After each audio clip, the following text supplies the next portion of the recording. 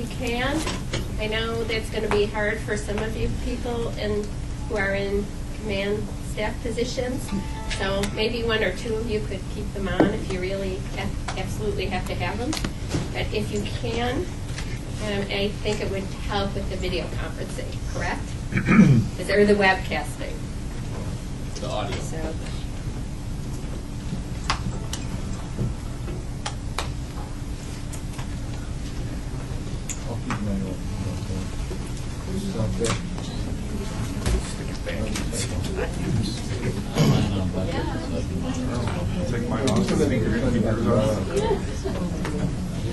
You got the no doubt. good audio? Or? Is it right on the audio?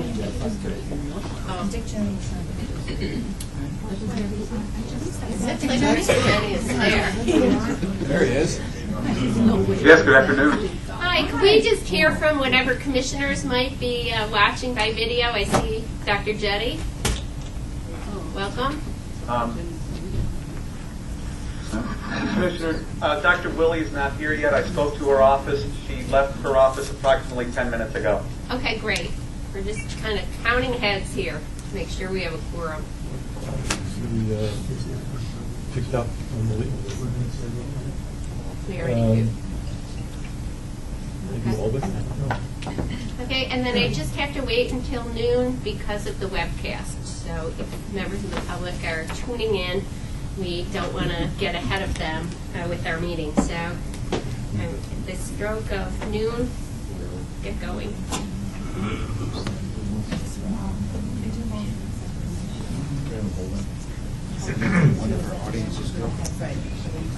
I understand the sponsorship. We know something. This program is a big battle.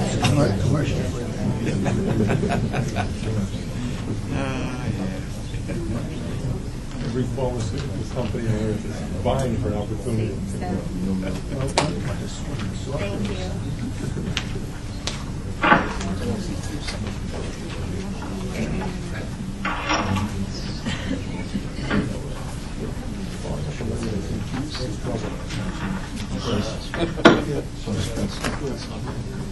So Barry and Peters, we have in the computer. Not an issue with getting them. Barry won't be here. He's not at the state, but should be here. Now that I told you to turn the doctor off, I can try it. Maybe 2 minutes away, we'll wait. Otherwise, we'll get started and he can join us. No problem. Thanks.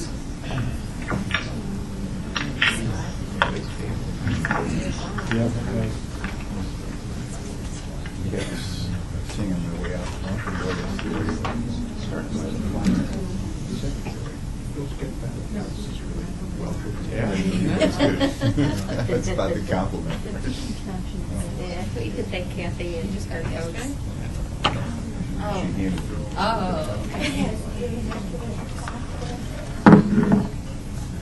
It's 12 o'clock. It is 12 o'clock. Okay, we are going to get started. I know one of our commissioners is still on his way, Peter Neufeld, but we've had somebody check in with him to let him know, but I understand that we do have the quorum. And I'm going to begin just by going around the room and asking the commissioners to identify themselves so it's clear here on the record that we have a quorum. So I will start right here to my left. Good afternoon, everybody. Bill Fitzpatrick, Onondaga County District Attorney. Good afternoon, Marina Skych, Office of Chief Medical Examiner in New York City. Colonel Perez, Acting Superintendent for New York State Police. Peter McQuillan, Office of Court Administration. Ivar Goldart, Attorney, New York City. Harvey Van Hoven, Monroe County Public Safety Lab. Okay, and in the video here, Ann Willie, New York State Health Department. thank you. Richard Jenny, New York State Department of Health. Great. Also, I did want to introduce Colonel Perez, who is not here officially as a commissioner, but is still here representing the state police and is now kind of wearing 3 hats at the state police. So welcome Thank you. to our meeting. It's Thank great you very to have much. you here. And then I'm going to go around the room and just ask other members, first two people here at the table, to identify themselves so we know who we have in the room. Jen Bianchi, Deputy Commissioner Counsel, DCJS. Kathy Levine, Forensic Science Coordinator, Office of Forensic Services, DCJS. Okay. Kimberly Chabon, the Forensic Services Program Manager, DCJS. Catherine Bob-Ventry, Counsel of the Innocence Project. Gabriel Overfield, member of the Innocence Project's Policy Department. Rob Damo, Assistant Director of Westchester County Forensic Laboratory. Bharat Lakhar, Quality Assurance Manager at Westchester County Forensic Lab. Chris Cheney, Director, Yonkers Police Department Forensic Lab. Michael Dowd, Lab Director, Westchester County Department of Public Safety. Bob Jenner, Director, Suffolk County Crime Lab. Dan Burhans, Deputy Director of Suffolk County Crime Laboratory. Christy Angeles, former Rensselaer County District Attorney, currently with Northeast Regional Forensic Institute. Catherine Clark, DCJS, Office of Forensic Services. Dr. Scott O'Neill, Deputy Director, New York City Police Laboratory. Vincent Crispino, Quality Assurance Manager, NYPD Laboratory. Kevin Walsh, Forensic Investigations, NYPD. Pete Pizzola, NYPD Police Lab Director. Phil Pulaski, Deputy Commissioner Operations, NYPD. Greg Turkin, Deputy Commissioner of Legal Matters Office. Steve Hogan, New York State Police. Kathy Corrado, Lab Director, Onondaga County. Vicki Prince, Office of Chief Medical Examiner, New York City. Karen Dooling, Assistant Director, Nassau County Forensic DNA. Joe Rio, Nassau County ME Office Chief Toxicologist. Melanie McMillan, Quality Manager, Nassau County Police Department, Forensic Evidence Bureau. Michael Cole, Assistant Lab Director, Nassau County Police Department Lab. Jim Grinnell, Lab Director, Nassau County Police Department Primary. Okay, and we had one other person join us. Would you just introduce yourself and where you're from? Ken Ain from the Kings County District Attorney's Office. Okay, thank you. The first item on our agenda is, aside from welcoming you all here, and I've heard lots of people who were happy that we were having our meeting here in New York City. We will make an effort to have 2 of our meetings during the year here in New York City and the other 2 in Albany, because we understand that we are pretty equally divided geographically. So we'll do the best that we can to accommodate our New York City friends and our Albany friends. The first item of business is the meeting agenda. I assume all of you have taken a look at the agenda, and I'd like a motion to accept the agenda. Is there a motion? Second? Second. Okay. Any opposition? All in favor, please say aye. Aye. The meeting agenda is approved.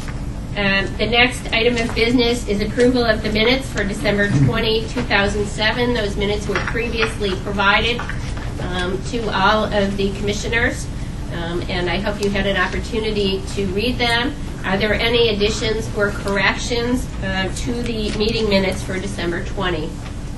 Hearing none, could I have a motion to approve the minutes? Motion second, please. Any opposition?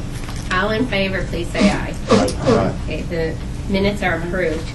The first items of business are our accreditation issues. We have a number of issues, a number of labs to provide accreditation for, if should the commission determine that we should do so.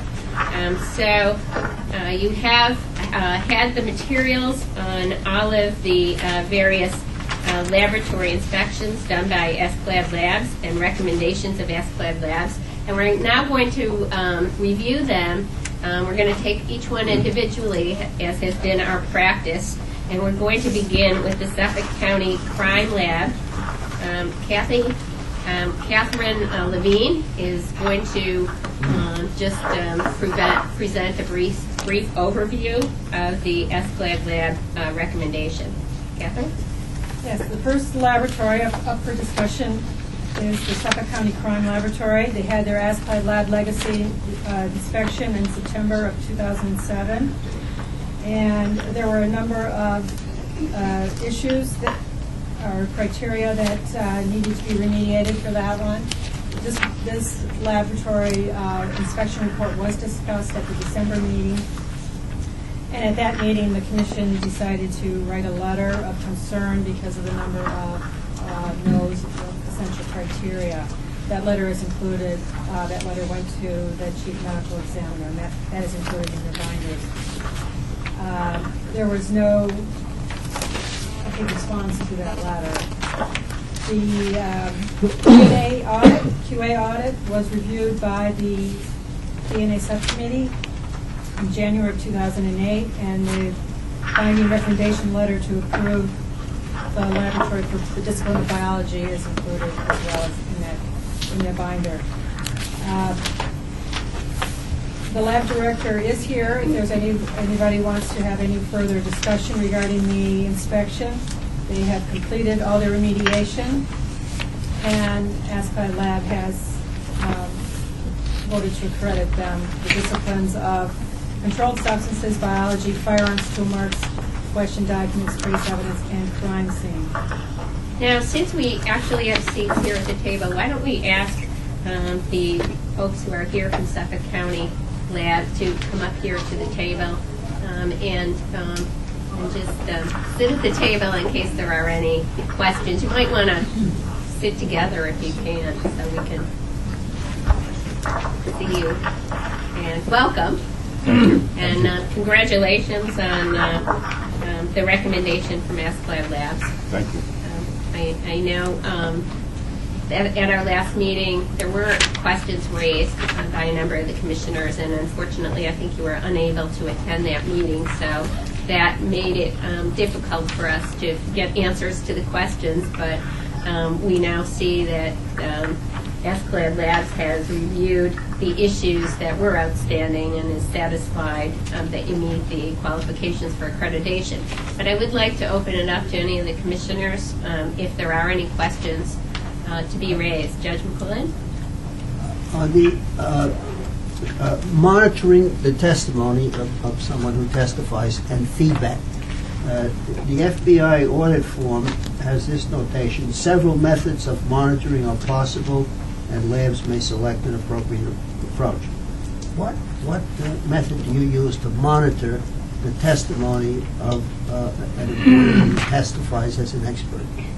Whenever possible, we send another employee out there to physically review the testimony and then write up a report. And occasionally there are times when we can't do that, although that's the majority of times. We'll do a telephone interview with the assistant district attorney involved in the matter. And when that happens, only the DA, not the defense attorney?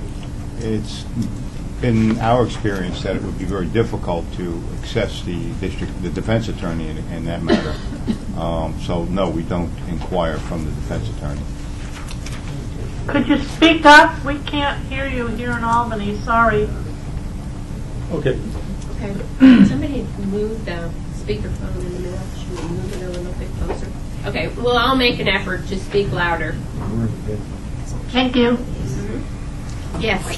Yeah, looking at page 22 of the report, there's a requirement, which I guess is not an essential, indicating that all our conclusions and opinions and reports supported by data available in the case record, and it goes on from there. And the inspection finding was that in the firearms section, some comparative examinations which do not yield conclusive results are not documented in the case record. And then it goes on to say in the supplemental finding that an inconclusive result need not be reported but must be documented within the case notes. So I'm trying to understand what happens when one of your technicians looks at a test and it comes out inconclusive, yet for what reason is there not to report an inconclusive test? I think there was a misunderstanding as to whether or not one of our analysts was actually not reporting an inconclusive test, and that wasn't being reviewed. But we have since remedied that issue with the inspectors while they were still there during the course of the inspection, and we have changed it so that we do record more specifically now the non-inclusives analysis.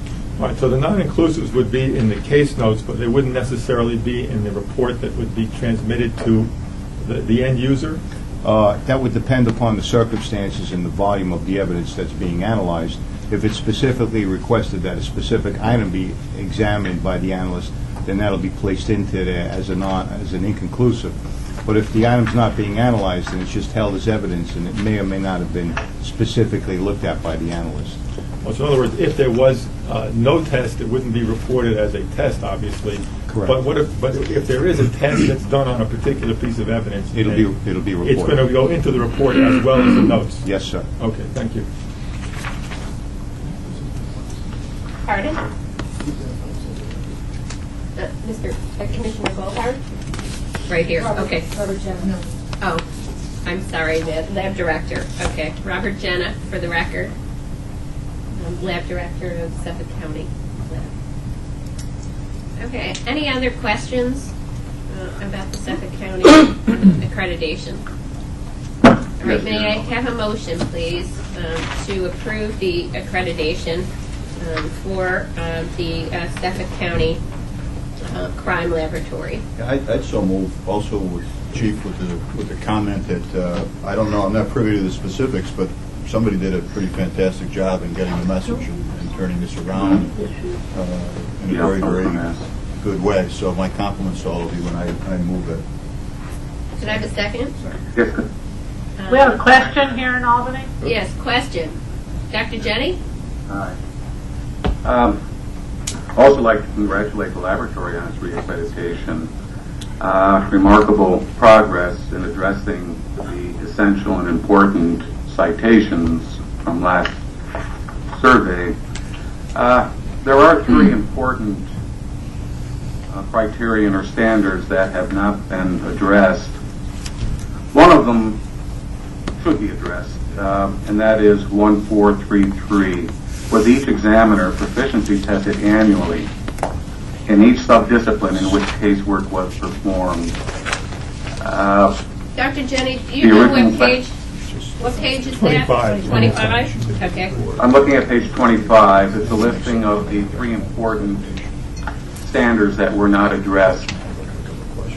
The first of those, 1.4.3.3, was each examiner proficiency tested annually in each subdiscipline in which casework was performed. Could you please comment on why that wasn't addressed and what the status is? I think that it was an issue of documentation more than the fact that the examiners weren't being proficiency tested in each one of the disciplines. And that was corrected with the quality manager at that time. It was corrected? Yes. But not acknowledged by ASCLAS? That's correct. Okay, thank you.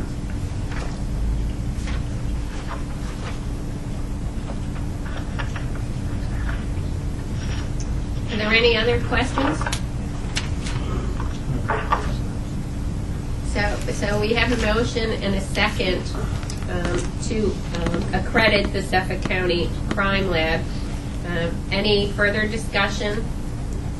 Any opposition? All in favor, please say aye. Aye. Aye. Any abstentions? Didn't ask. All right, thank you. So we have approved the accreditation, reaccreditation of the Suffolk County Crime Laboratory.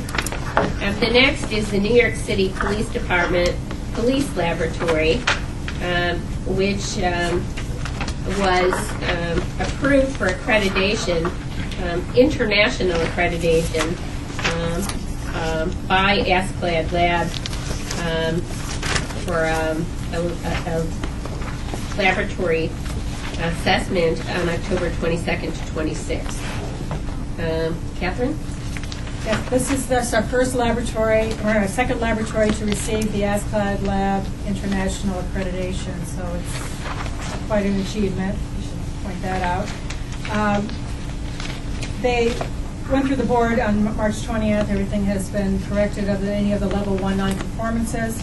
And with the international program, they're accredited in a field of forensic science testing, and the scope of accreditation lists the disciplines of which they are accredited, and they are on the, both have been provided to you, the certificate of accreditation as well as the scope of accreditation. The lab director Dr. Peter Pazzola is here to answer any questions you might have regarding their assessment.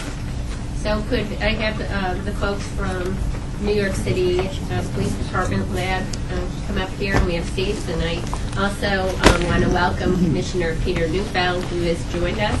Welcome, Peter. Thank you. Sorry. We just got started. we waited a few moments, but because the webcast started without you. I was dealing with one of those doctors regulated by the Department of Health. Perhaps if it was regulated by this group, I wouldn't have it. Well, we try to stick with the agenda here. So thank you very much for joining us. I agree that this certainly is a great accomplishment. And we have heard in the past that this is a much more strenuous accreditation process now under the international process. So we're hoping to see many more labs follow you in this great achievement. But I do want to open it up to the commissioners for any questions they may have about the accreditation of the NYPD lab. Peter? Yeah. In Part 3 of the ASCLAD lab report, it references the Inspector General's investigation into the dry labbing that was going on at the Police Department Laboratories in the early 2000s. And by the way, congratulations for doing the work that you've all done to not only cooperate with the IG, but also the remedial work that you've all done is really extraordinary, and you should all be congratulated for that. There are 2 points, though. One is that when the report was issued, it specifically said that the extent of remedial action will not be addressed by the Inspector General, but is more properly within the province of this commission. That was the last paragraph of her report. And in that regard, I'm wondering if you can give us an update since the time that the report was issued by the Inspector General on the extent that there's been both technical review of cases and reanalysis of cases. To what extent has that happened? With what results? And to what extent has there been sharing of information with the local prosecutors' offices, which is one of the things that's referenced in the IG report, is something you folks were doing in terms of remedial action? Can I just ask a question? We're happy to answer any questions, but I just want to understand if this is in the context of the accreditation vote, or if this is in the context of following up on the IG's report, or both. It just gives us a better sense of what it is, because as you mentioned, this was addressed in the accreditation. So we just want to get a sense, is this an update from the last one? Is this part of the accreditation vote? And it's referenced in the ASCLAD lab report. We have an independent duty of oversight of your laboratory, which can either be coextensive with or greater than ASCLAD lab. Since the report speaks in conclusory terms, I'm simply sorry, that's the IG's report or the ASCLAD lab? No, the ASCLAD lab report speaks in conclusory terms about the remedial action that you folks have taken. I'm just trying to put some meat on the bones. And if you have that information, it would be great. Do you? Yes, we do. Okay, so perhaps you could answer. Yeah, I can give you an overview. Thank you. And then if we need more specific details, I have the Deputy Director with me, Scott O'Neill. I just want to interject. I believe the technical review reanalysis issue is squarely within the purview of the reaccreditation process. I think the second issue, the sharing of information with the prosecutors, is a different issue that we should discuss separately as to whether it is in fact a function of this commission or not. And so I think if we could discuss them in order, I'd like to comment on the second one, but ask you to answer. Well, I'm going to handle the second one, and I didn't mean to be contentious. Right. It's just, this is very, very important, and I just want to get a sense of what it is. I haven't gone to that many commission meetings lately, although I was at many in the beginning, so I'm just trying to get a sense of it. That's the only reason why I asked my question. In order, and the first one really is a question about the efforts that the laboratory has undertaken for technical review and reanalysis. the work of examiners. Okay. It was approximately 3,100 cases that we identified to assess. That is to look at the case file, determine if it was efficacious to do a technical review, if it was, did it suggest that we should do a complete reanalysis if possible, were the cases even available for reanalysis if that was determined. Since these were, many of the cases we were interested in looking at were from the era of 02 and 01. We were looking particularly, of course, at three individuals, as you know. One was Elizabeth Mansour, the other was R.J. Patel, and the third was Dolores Soriano. I'm just going to stop you there. If this is a matter of public record, you're free to discuss this if these individuals were named in the report. Yes, they were. If we are talking about other people, then I think we have another issue that we have to address here as to whether we have to go in executive session. So I'm just going to ask you. Yeah, those are the, excuse me, Commissioner, those would be the only names I will mention in the public forum because they are indeed mentioned in the IG's report. Elizabeth Mansour and R.J. Patel were associated with the false positives. Dolores Soriano, that was relative to a false negative. And these were all on proficiency tests, none on actual casework.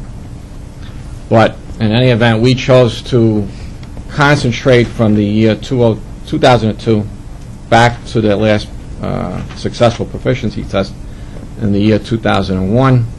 And we looked at, or are still looking at, all the felony cases of Elizabeth Mansour as well as R.J. Patel. Regarding Dolores Soriano, we were looking at from the period of 2007 back to 2001 because she had continued as a criminalist from 2002 onward up until we made the discovery in 02 regarding the alleged drive labeling. So we were looking at, I think, in the neighborhood of 25% of her felony cases, and as well as 10% of all her misdemeanors, which is a sizable number.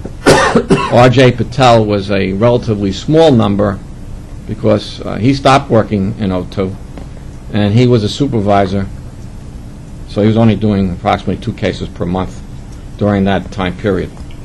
I'm sorry, I don't mean to interrupt, just for clarification. The supervisor, before he was a supervisor in 2001, was he doing regular casework on controlled substances? Yes, I'm sure he was. To what extent, I can't tell you. But no determination was made that one would want to at least spot check or do random sampling of his older cases, since he's one of the people who had the false positives? Well, where we have established at this point, and I'm not saying we're going to change, and we may change subsequently, but for the present objective, it was to start from 02 with respect to Patel and work backwards, as well as Mansour, and work backwards because both of them did no cases after 02. And of course we have limited resources. We have to be pragmatic in our approach and try to detect in a contemporaneous fashion the more recent cases that they did. And of course our hands would be tied by what cases would be available to look at from earlier years. And even with respect to the 3,100 cases or so that we have selected, we're still working on these things. This takes a tremendous amount of work to do. So we have still a significant amount of work to even complete our first goal with this group of approximately 3,100 cases. We may decide to go back and look at others, but we have not made that determination yet. What's the status with respect to the 3,100 cases? How many? My recollection is... How many have had a reanalysis? About 340 cases have been reanalyzed, and we've got, as I recall, about 1,400 or so cases technically re-reviewed. Do you know, is there a reason? Because it's... Just looking at the older numbers... I'm sorry, you've reanalyzed now at 314 cases? About 340 or so. 340. How many cases have you decided cannot be reanalyzed? There's about 700 cases that we cannot actually reanalyze because they were destroyed, but we still are able to look at those in terms of the case file, look at them in terms of a technical review, look at the, for example, GC mass spec data, and make a determination on that, whether or not it meets a good approach for analysis, whether it's accurate or not. So, just so I understand this, so if the 700 you can't reanalyze and 340 that have been reanalyzed, you're contemplating another 2,100 cases approximately to be reanalyzed? Well, we've actually looked at about 1,400 in terms of a technical review total, and so we have a pretty good handle on those, as well as the 340 that we analyzed. So it's in the neighborhood of about 1,740 that we have a pretty good handle on at this point. But do you have any intention of reanalyzing any of those 1,400 cases for which you can do a reanalysis as opposed to those cases where the evidence has been destroyed? On some of those cases, we may elect to go in and do a reanalysis. And what's the criteria for deciding when you'll do it and when you won't do it? At this point, I might suggest that we allow my deputy director to jump in and give you more specifics on that. Scott, could you come on up? Could you identify yourself, please? Sure. Scott O'Neill. I'm the Deputy Director for the New York City Police Laboratory. And if you could speak up Sure. too, I think our phone for our folks that are watching is in the middle of the table, so. Sure. I don't want to correct the Director, but it's approximately 2,100 cases have been technically reviewed, which means we feel there's sufficient analytical data to show that they're instrumental data, objective data, to show there's a controlled substance in the individual units of evidence. There's approximately 900 cases that we would like to reanalyze, and so far, as the Director stated, we've reanalyzed approximately 340. I can't remember the exact number, but we're about a third way through the reanalysis of the cases that we've identified that we need to reanalyze. The cases that we've technically reviewed, most of the data, or the reason we feel we don't need to reanalyze them, is there's objective analytical data, not colour or microcrystalline data.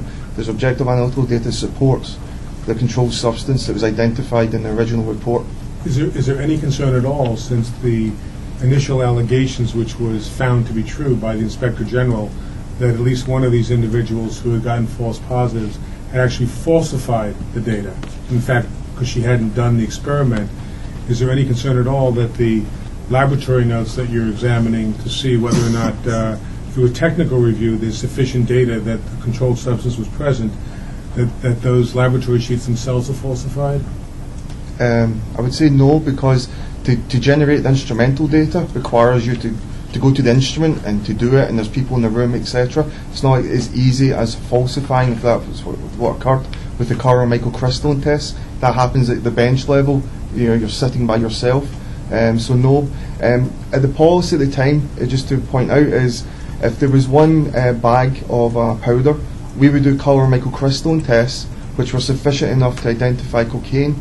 But the laboratory policy also at the time was to do an instrumental analysis for that item also. Now, if there was 50 bags, we wouldn't do 50 analytical analysis at the time. We do that now.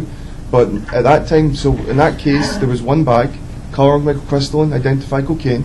If the individual had falsified it, there was an instrumental data printout that has to be prepared and ran. It has the time the sample was injected, at that time, etc. So to falsify that would require a lot of effort, and really not. If the necessity to falsify is to minimise your work, that's not minimising your work.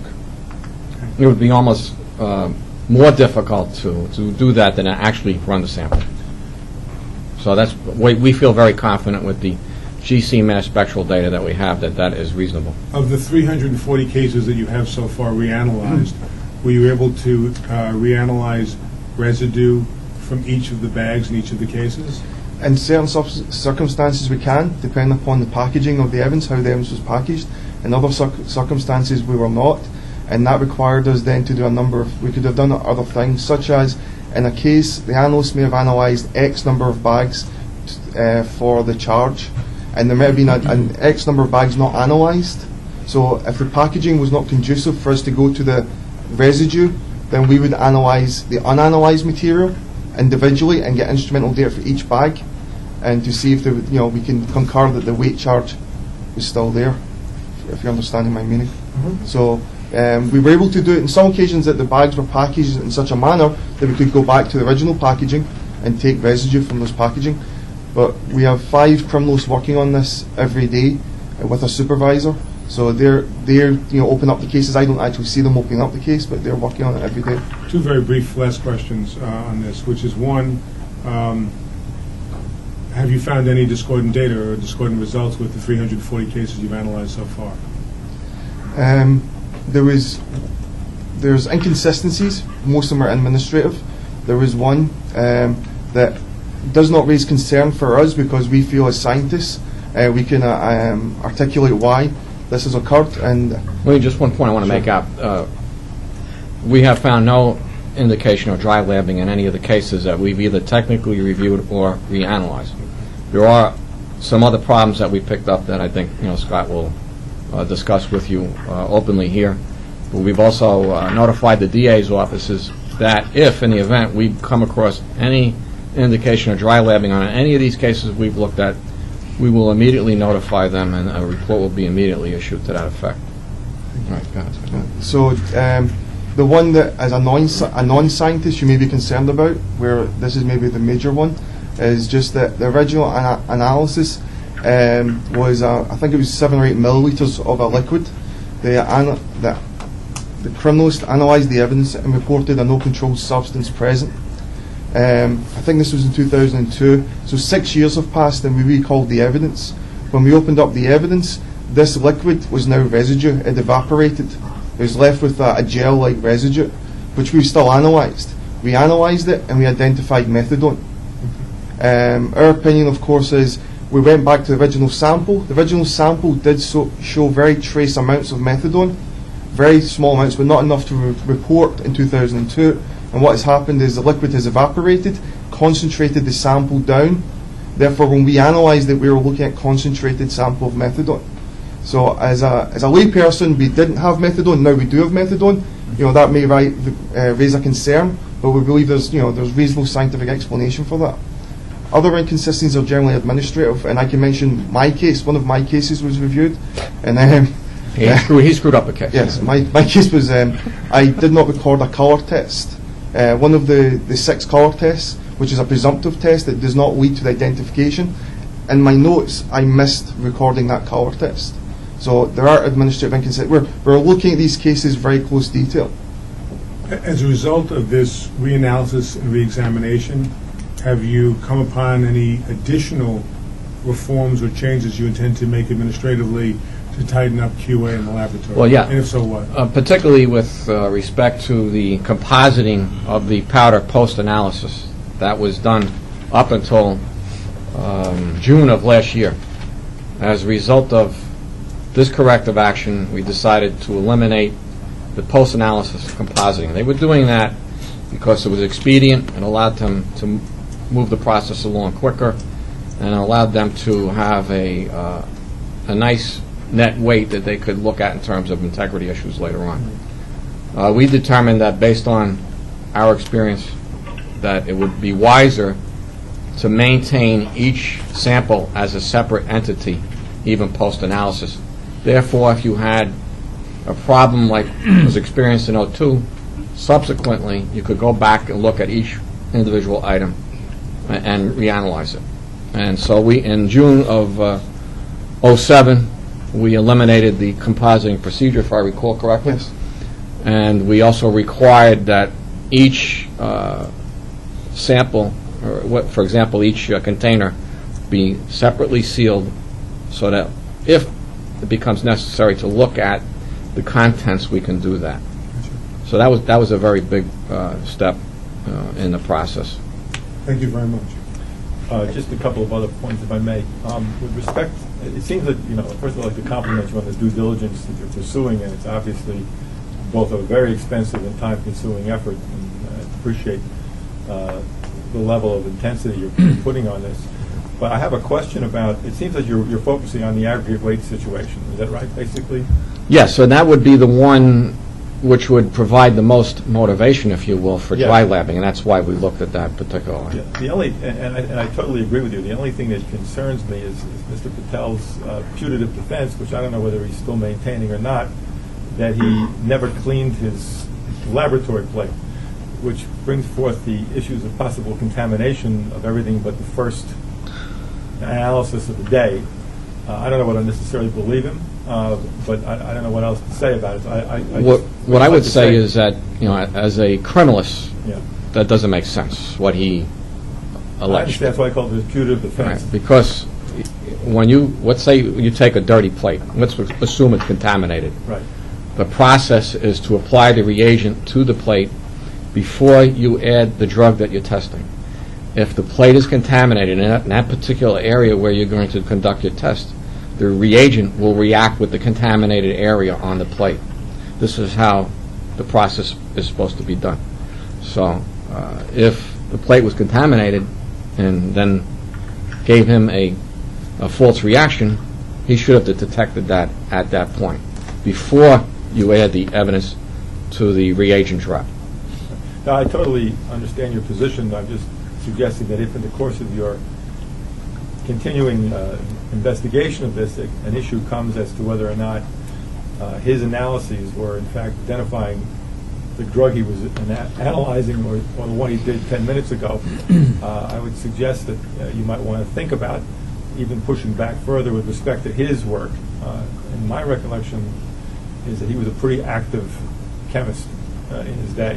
But whatever it is, I'm just suggesting that if your results commend to you that you might want to push back, I have every confidence that you will, even if it's painful because of the process you're going through. Oh, absolutely. If we deem it appropriate, we will move backward, and I should also point out that the police commissioner has just added 50 additional criminalists to our civilian table of organization, which is going to allow us to conduct 100% technical reviews of all cases. And that's something that, even though we've approached that, we've changed from January 05 in the drug lab for about 20% technical review to about where we are today, about 85 to 90%. With the addition of these criminalists, we will now be able to move to 100%. And we're also thinking about taking other steps as well to increase quality.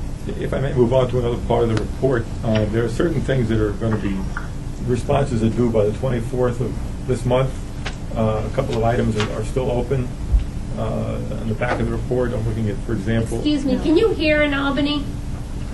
Yes. Okay, Yeah. great, thank you. There's a question of labeling reagents and things. Is this on the ASCLID lab requirement of the assessment? Okay. That has all been met. That was the chart made probably for the December meeting that you saw. So Okay. all the issues have been All the issues have been met. Okay, thank you. Sorry. Just in light of what Ivor asked you, I just have a question clarification. Are you only reanalyzing cases where there were multiple bags? No. Oh. No, we're not limiting it to that, but we were concentrating on that. Okay. Do you have an expectation of when you think the reanalysis will be complete? We're hoping for 6 months from now we'll have the whole 3,100 cases, approximately 3,100 cases completed. And what will be your criteria for determining whether or not you have to expand the reanalysis at all? Well, at that time, and even over the course of the next 6 months, we will be reevaluating our own assessment and perhaps evolving the corrective action as deemed appropriate by the management group of the laboratory, as well as in context with the hierarchy of the police department. So it may expand depending on what we found and also what the results of any analyses that we do conduct. Any questions from any of the other Just a commissioners comment. or I think comments? 100% technical review is remarkable. Thank you very much. I would agree with that. And I also really want to commend you on the amount of resources and the serious way that you're handling this whole matter of going back and doing the reanalysis and the retesting. And must say that it's somewhat comforting to note that you're not uncovering a number of cases where there have been inconsistent results. So I think that that's worth noting, that so far we have not seen any widespread evidence of dry labbing at the lab. Denise, I think it would be useful if you could just note for the agenda 6 months from now, whatever, maybe at that point the folks could give us a final report on not just the reanalysis, but on whatever decisions they made about additional remedial action. I think that's a good point, and that would probably be the end of the year. Yeah. At our final meeting. That would be very helpful. Identify, yes, could you each state your name from NYPD Lab here for the record? Dr. Scott Neal, Deputy Director. Dr. Peter Pizzola, Director. Phil Pulaski, Deputy Commissioner Operations. Greg Turkin, Deputy Commissioner of Legal Matters. Okay, before we move on to any other questions about the ASCLAD Lab report, I just want to address the second issue that was raised by Peter Neufeld, and that is the issue of contacting district attorney's offices. I think it's important for the commissioners to have this discussion because it is raised periodically about what our responsibilities are with respect to ensuring when there are allegations of misconduct at labs that they are reported to the district attorneys. And I know we brought up at different meetings, and I want to thank again Bill Fitzpatrick for working so hard with the lab directors to develop a policy about notification of district attorneys. And I know the district attorneys are aware of their responsibilities under the law when they receive such notifications. But in terms of our role here on the commission, I think my personal view is that we have a responsibility, and when individuals like the IG investigate matters, that they have a responsibility to make sure that the authorities in the lab have made the notifications to the district attorney's offices. But going beyond that, I think is beyond the scope of our commission. That's my personal view. I know maybe not everyone shares that. So I do think it's important to discuss that issue because it frequently comes up.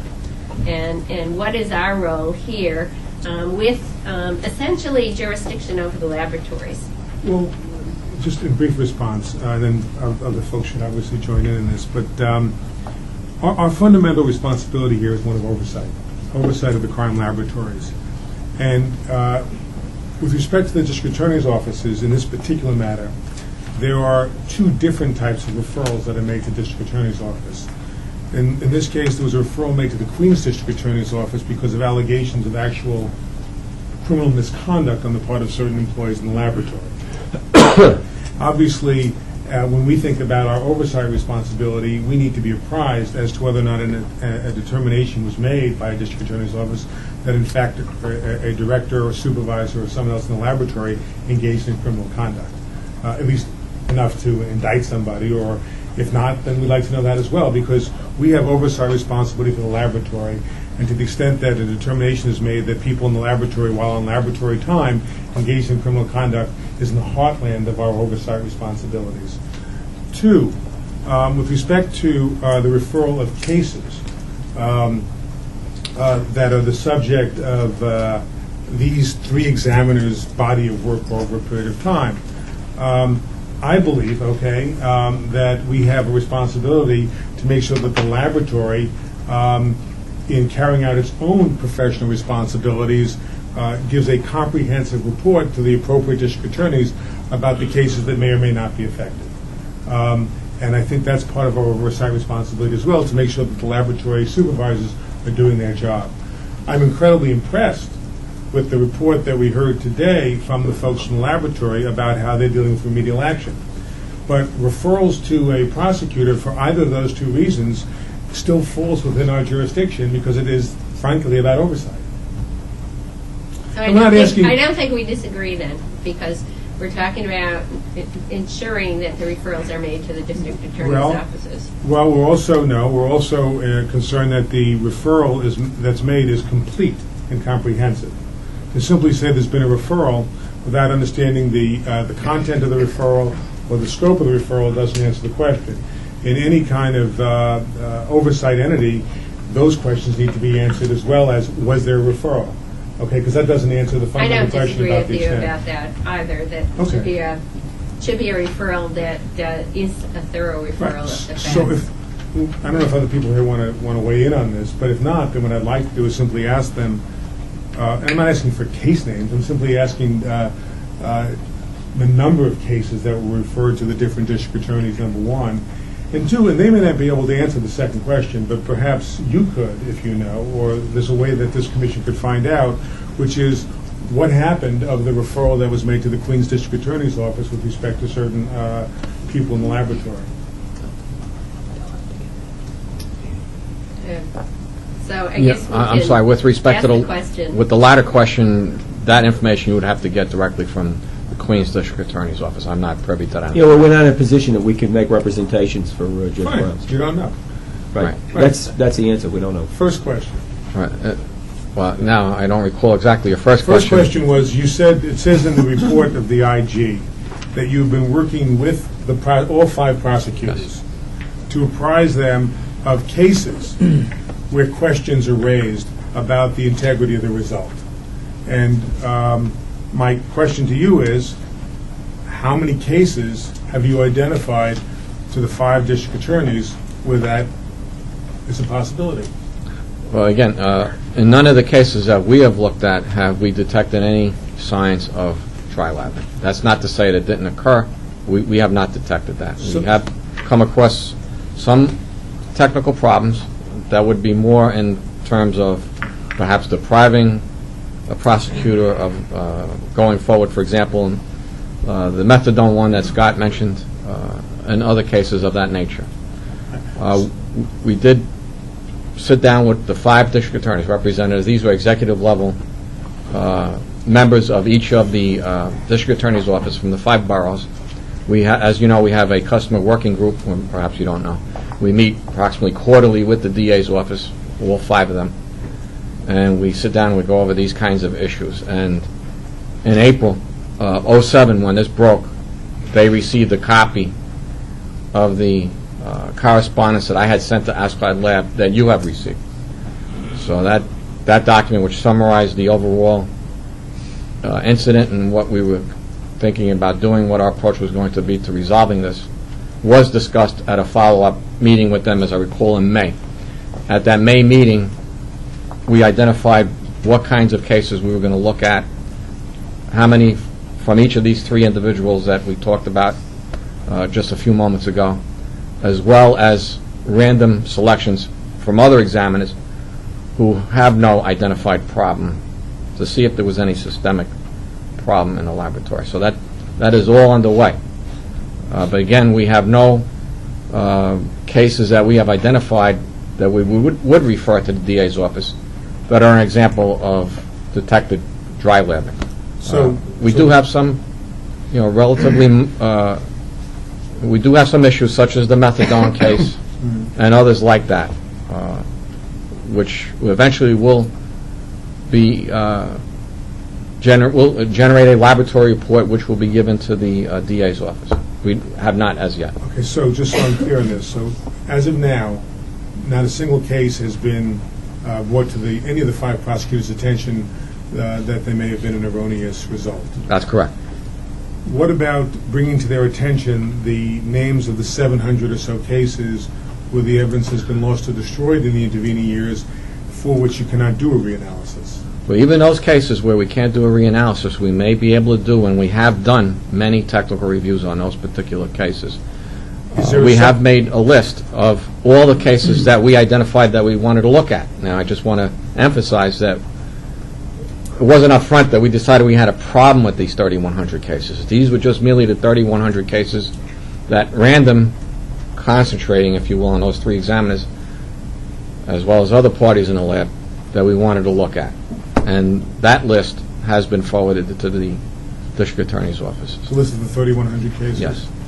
Have the cases been identified to the district attorney's offices, the subset of cases for which the evidence has been lost or destroyed, and a technical review because of insufficient documentation, cannot be had? I don't think we've broken it out like that yet. We may have identified what cases were destroyed. I don't recall. Okay, any other discussion about the ASCLD lab report on the New York City Police Department Laboratory accreditation? Dr. Jenny, any issues? No, I have no issues. Again, my compliments to the laboratory and its accomplishments. Thank you very much. All right, could I have a motion to accredit the New York City Police Department Laboratory? So moved. Motion second? Okay, any further discussion? Any opposition? All in favor, please say aye. Aye. Aye. Congratulations. Thank you very much. Thank you. Okay, the next item on the agenda is the Westchester County Department of Public Safety Crime Laboratory. Catherine?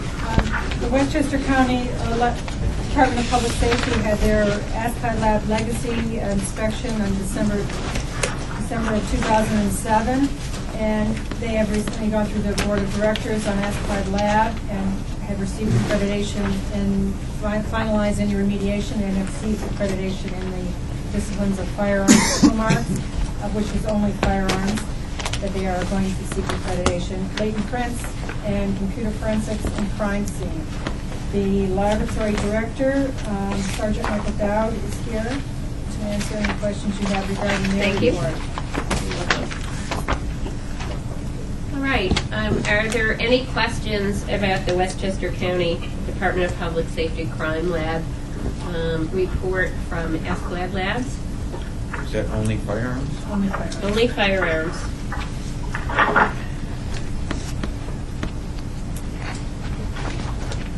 All right. Could I have a motion to approve the accreditation of Westchester County Department of Public Safety Crime Labs, please? Second? Second. Any further discussion? Any opposition? All in favor, please say aye. Aye. Congratulations. Thank you. And it's a very short appearance. Better leave now. The next item on our agenda is the Westchester County Department of Laboratories and Research. This is an accreditation which just adds the discipline of fire debris to their prior accreditation that was approved, also an international accreditation by ASCLD Labs previously. Catherine? The Westchester Laboratory, due to the international program, they do a surveillance audit, and generally that's just for, that would not be a votable item, except that they're adding the addition, they're adding fire debris to their scope of accreditation. So therefore, we have to also give them New York State accreditation for fire debris, and that is the only reason why that is on the agenda for this meeting. The Assistant Laboratory Director, Robert Adamo, is here to answer any of your questions regarding this inspection. All right. Are there any questions regarding the ASCLD lab report regarding fire debris at the Westchester County lab? No, but you know what, I would like to just add one thing for the minutes of this meeting, which is that just to salute Fred Drummond, who's been the head of that laboratory for a number of years and has done tremendous work in advancing forensic science in Westchester and throughout New York State. And we're going to miss him, and I think it should be the sense of this commission if that's possible. Thank you. I second that. Thank you. Well, perhaps we could send him a letter congratulating him on Yeah, don't tell him it's from Peter. that will be especially meaningful to him. So I appreciate that recommendation, and if you are all inclined, we'll send a letter from the commission commending him on his career. Just means that Bill has second thoughts now. That's all right. Any other discussion about this report or questions? May I have a motion then to approve the accreditation for Westchester County Department of Laboratories and Research for adding fire debris? Motion, please. So moved. Second. Any further discussion? Any opposition? All in favor, please say aye. Aye. Congratulations very much. Thank you. Thank you. The next item on our agenda is the Onondaga County Center for Forensic Sciences. I think we have Dr. Kathleen Corrado with us today. Welcome. And Catherine? The Onondaga County Laboratory just received their ASCLD Lab International accreditation on April 4th of this year. Due to the fact that it was so late in coming in, we sent out the new assessment to all members, and unfortunately received that. But due to the late getting that assessment paperwork late, we could not schedule a DNA subcommittee audit to go over their audit in that period of time. So we are not going to vote on the entire accreditation for Onondaga at this meeting. And we will do that at the next meeting once we have scheduled a DNA subcommittee meeting. However, due to the fact that they are provisional in computer forensics, and that has expired as of April 3rd of this year, we do need to extend their provisional accreditation in computer forensics in order so that they may continue to work cases until we can vote on the entire laboratory accreditation. So that is the only I just action. want to add for the record that there are no issues, but it is a requirement first that the DNA subcommittee make a binding recommendation to the commission for their reaccreditation in the area of biology. So this is a technicality which requires us to withhold full accreditation for the Onondaga Crime Lab until after the DNA subcommittee meets, which we expect will be in June. I really want to commend Dr. Corrado and her lab again for receiving international accreditation by ASCLD Labs. It's a tremendous accomplishment. We wish we could give our stamp of approval to you today, but I'm sure that will be forthcoming in the future. But we do need to take care of this technical motion, which is to ensure that we do continue their accreditation in the area of computer forensics, is it? Computer forensics. So any further discussion, or because you do have the results of the ASCLD lab reports now, if you want to ask any questions, we certainly could do it at this time. But it would be pending a vote on accreditation at our next meeting. Any further discussion or questions? Okay, could I please have a motion then to extend the accreditation for the lab in computer forensics for a period of 6 months until October 3rd, 2008. Motion, please. So moved. Second? Thank you. Any further discussion? Any objections? All in favor, please say aye. Aye. Okay. Dr. Corrado, thank you, and again, congratulations. The next item on our agenda is the Nassau County Police Department Forensic Evidence Bureau Laboratory. This is here for an update, and we have Detective Lieutenant James Grinnell, the laboratory director, here with us today, and appreciate you being here. Catherine? Yes, this is just an update on, in your packet you received the remediation that we had so far on the Nassau County Police Department. Their inspection occurred in October of 2007. And as well as you have a ASCLD lab letter that just formally grants them an extension of their accreditation date to May 6th, 2008. Detective Lieutenant Grinnell also has an update from the lead inspector on their remediation. He did visit their lab yesterday, and he can provide the commission with an update. Yes, the lead inspector visited, Bob Conley, who was the lead inspector from Ascalad. He visited yesterday, and he's given us basically a thumbs up on everything. All remediation has been completed, and his recommendation to the board is going to be that they grant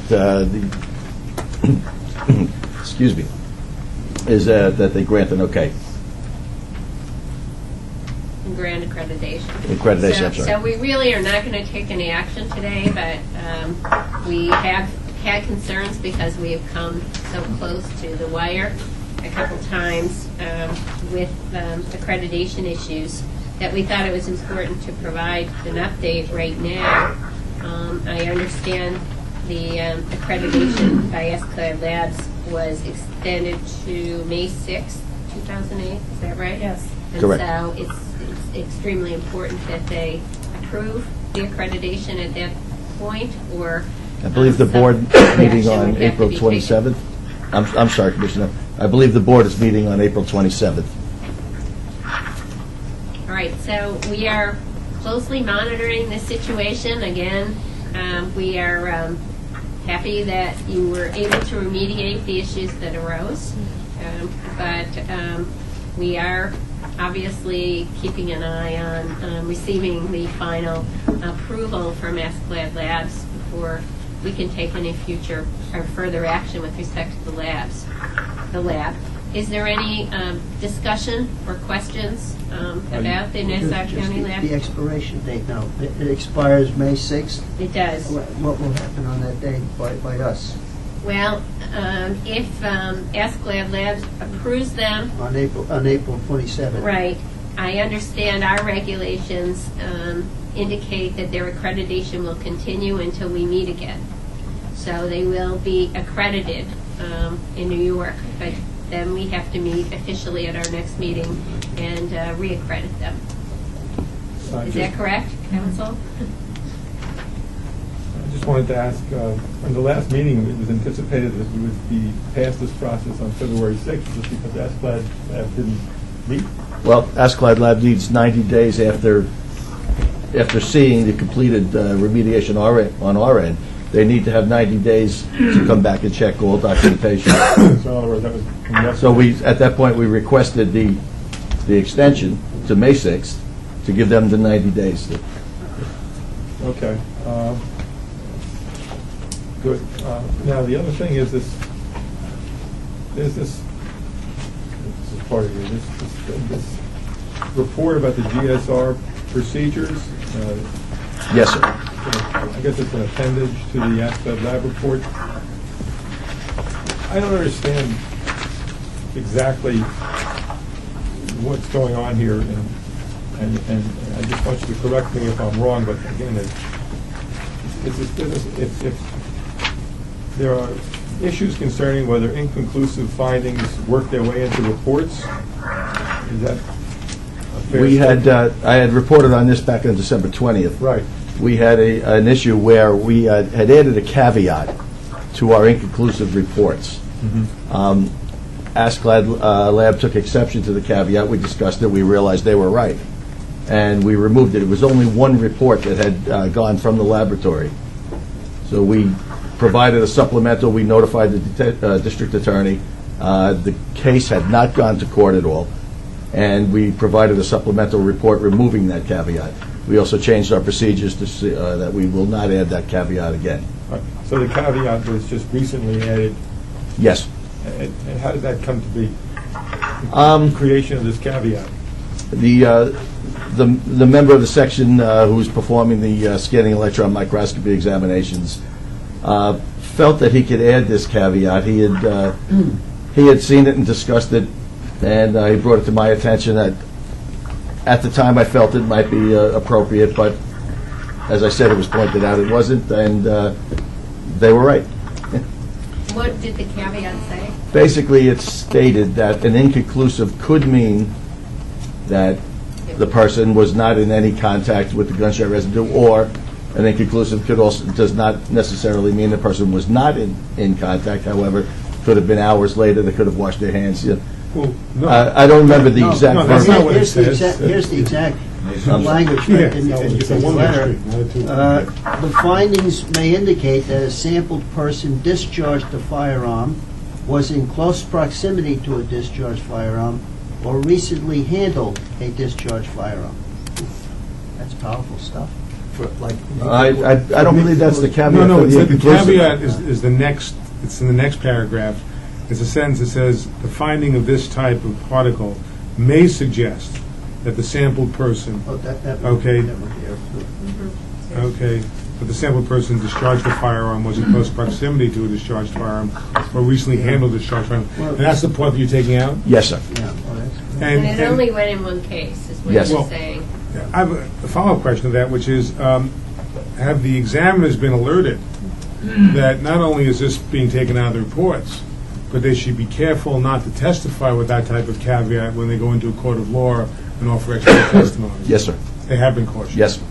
And do you know whether or not the examiner who came up with this proposal in the first place had been testifying about this caveat when he offered live testimony in different criminal cases He never prior had. to this? He never had. As a matter of fact, the only case he's testified on after utilizing that caveat and then removing it, he did not testify to the caveat. His transcripts have been looked at? Yes. I guess it's caveat emptor, huh? I guess the concern, at least I have about firearms, is a recent case where a scientist testified in another state that the bullets that killed the deceased were fired from a gun discharged, being held at that moment by two people. Junk science takes on a new meaning. All right, is there any other discussion? Again, it appears to be very good news that everything has been remediated, and we look forward to receiving that report from Accreditation Labs, and appreciate you being here. We don't need to take any further action or any vote, so this is a report, and when these questions arise, it's extremely helpful to have the lab director here. So I know it can sometimes be unpleasant, but I really appreciate That's your why they pay willingness me. to be here. Thank you. And that concludes our accreditation issues. Catherine? All right. The next item on our agenda concerns a report by NYPD, an update on missing test fire evidence that was made to the commission some time ago. The information's in your binder. Again, we have NYPD here. If there are any questions about that report, the evidence was subsequently located. So the issue is not an issue as far as missing evidence is concerned. I know questions have always arisen about evidence and how we keep track of evidence, particularly old evidence. And we know that we've made a lot of progress now with existing evidence, but we go back and have a lot of evidence that is still being held by police departments, and we simply don't have the resources to go back and catalog it in all cases. So are there any particular issues or discussion about the missing evidence that was recovered? I think the letter, Peter's letter raised the question of, not raised, but made note of the fact that the NYPD is about to institute some new tracking system, and the question was whether or not it's going to be retroactive to evidence now held, or just the evidence coming in. Why don't we, could we invite you back up to the table from NYPD? Such a great job the first time that we wanted to see a sequel. Now, I do think this is an issue that may merit some discussion by the commissioners in terms of what is our jurisdiction, what isn't our jurisdiction. And if this may be our jurisdiction, then some of it may not be our jurisdiction. So I do think we should have the discussion and really consider that as we're having this discussion. The question, look, it's in everybody's interest, defendants, prosecutors, crime victims, and the public, that evidence be available for examination and testing and not be lost as a short. Okay, I think that's a fair statement. It was reported that the NYPD, to its credit, is apparently entering into some contract with a company to institute, going forward, a barcoding system or some other kind of evidence management system.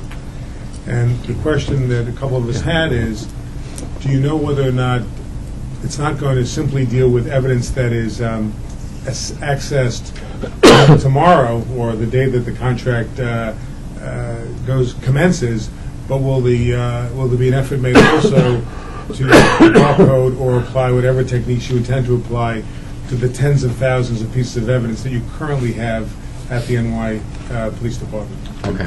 Before you answer that, I know some of you think that Yonkers is upstate, but if Kathy Corrado could come to the table as well, because we're actually doing this in Onondaga County as well. She might want to join in the conversation.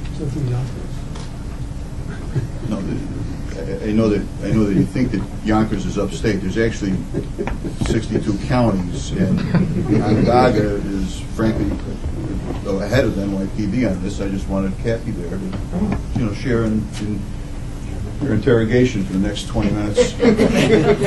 This friendly discussion. You can start with Kathy if you like. Well, I think this is in the area of hopefully trying to improve evidence retention and a lot of the efforts that are being undertaken. So it's probably not exactly in our oversight role as much as our role in trying to support and encourage labs to institute new systems of evidence retention. So in that light, Peter? Well, I agree with you completely. I'm not so sure it's as much a lab issue as it is a police department issue. But obviously, if the police department doesn't have the evidence, the labs can't do their work. So it's related. And I'm just curious as to whether or not, what is the plan for the NYPD? Is it to simply be prospective, or is it also to somehow inventory all the evidence on hand using some new technology? Well, I have this lofty goal of eventually inventorying all the evidence we have, but you have to understand the dilemma we have, and we have ballistic evidence dating back to the 1930s. These are not the weapons themselves. These are the crime scene collected evidence, the bullets, the discharged shell casings, as well as the test fires that we generated from the firearms that were recovered. And the firearms themselves are stored at the Property Court Division. So our intent right now, and we have been doing this, is going back and recategorizing the evidence that we have, reorganizing it. As I mentioned at the previous commission meeting, prior to IBIS, which is the Integrated Ballistic Imaging System, everything from the 1930s was categorized by caliber and by left or right twist, so that if you had a similar type of case that you were experiencing in the 30s, 40s, and so on, up until the 90s, you'd have some means to go back and look at possibly a commonality between cases. Unfortunately, this system is unwieldy, and I believe led to the temporary loss or misplacement of the evidence from 1986. It was while we were looking for 1989, not looking for, but we were pulling 1989 evidence, and we found the 1986 evidence in the same box. And that's not that that's a mistake. That's how business was done at that time period. We have gone back as far as 1991, as we speak, and reorganized that evidence under today's standards. So now things are organized according to the year and in a consecutive order by case number. The test fire, if you generate bullets or discharged shell casings, these are affixed to the envelopes with the crime scene evidence in consecutive order. That's the lab. My question Yes. is broader than the laboratory. Maybe I'm not prepared to speak about the You the police. don't know, or you're not, or you're No, not. I don't have enough facts that I can speak intelligently about it, so I would prefer not to conjecture. I thought that this was about the laboratory LIM system, Laboratory Information Management System. No, it's not. I'm actually, the letter asks the broader question, and what I would ask perhaps, just with the Commissioner's permission, is that the NYPD simply submit a letter to the Commission, not looking for details. All we want to know is the contract that they entered into, is it purely prospective, or is it a contract with a company that will also be able to inventory the thousands of pieces of evidence they have on hand? Is this, okay? Again, I'm confused. Is this the property clerk division, or is this the laboratory? It's a property clerk division. Right. I think that you need to direct that letter to the Commissioner's office, and then we'll respond. And Well, I don't know if it is our purview, though, Peter. The reason to really do that. I mean, I think the Innocence Commission could write to the Commissioner and ask him for that information, but I don't know that it's the Commission's business. The reason I think it is, okay, and then Bill will weigh in, is obviously what we have to do here in terms of oversight is to make sure our laboratory system, okay, can do the work that it's charged with doing. And certainly, if upstream of the laboratory there is a dam which prevents evidence from getting to the laboratory, okay, that's a concern of ours. I'm not saying that we necessarily have the power to regulate a change in the NYPD, but it's certainly a concern of ours because it will affect the laboratory's efficiency and productivity. And the NYPD publicly reported that they entered into a contract to improve their inventorying and storage of evidence. I don't see a problem with the Commission simply asking them whether or not that contract is purely prospective or whether it's intended that the entity also inventory with new technology the thousands of items of evidence currently in the storage. And I would ask you to do that, and we can ask everybody else here if they agree or disagree, I guess. Okay, Commissioner Fitzpatrick. My only motivation to have Kathy join the discussion was to share what I think is an exciting new way of storing and collecting and keeping evidence that other labs throughout the state might want to copy. I don't think it's our purview to micromanage how that is done unless it was done in an inefficient manner and affected the quality of their work.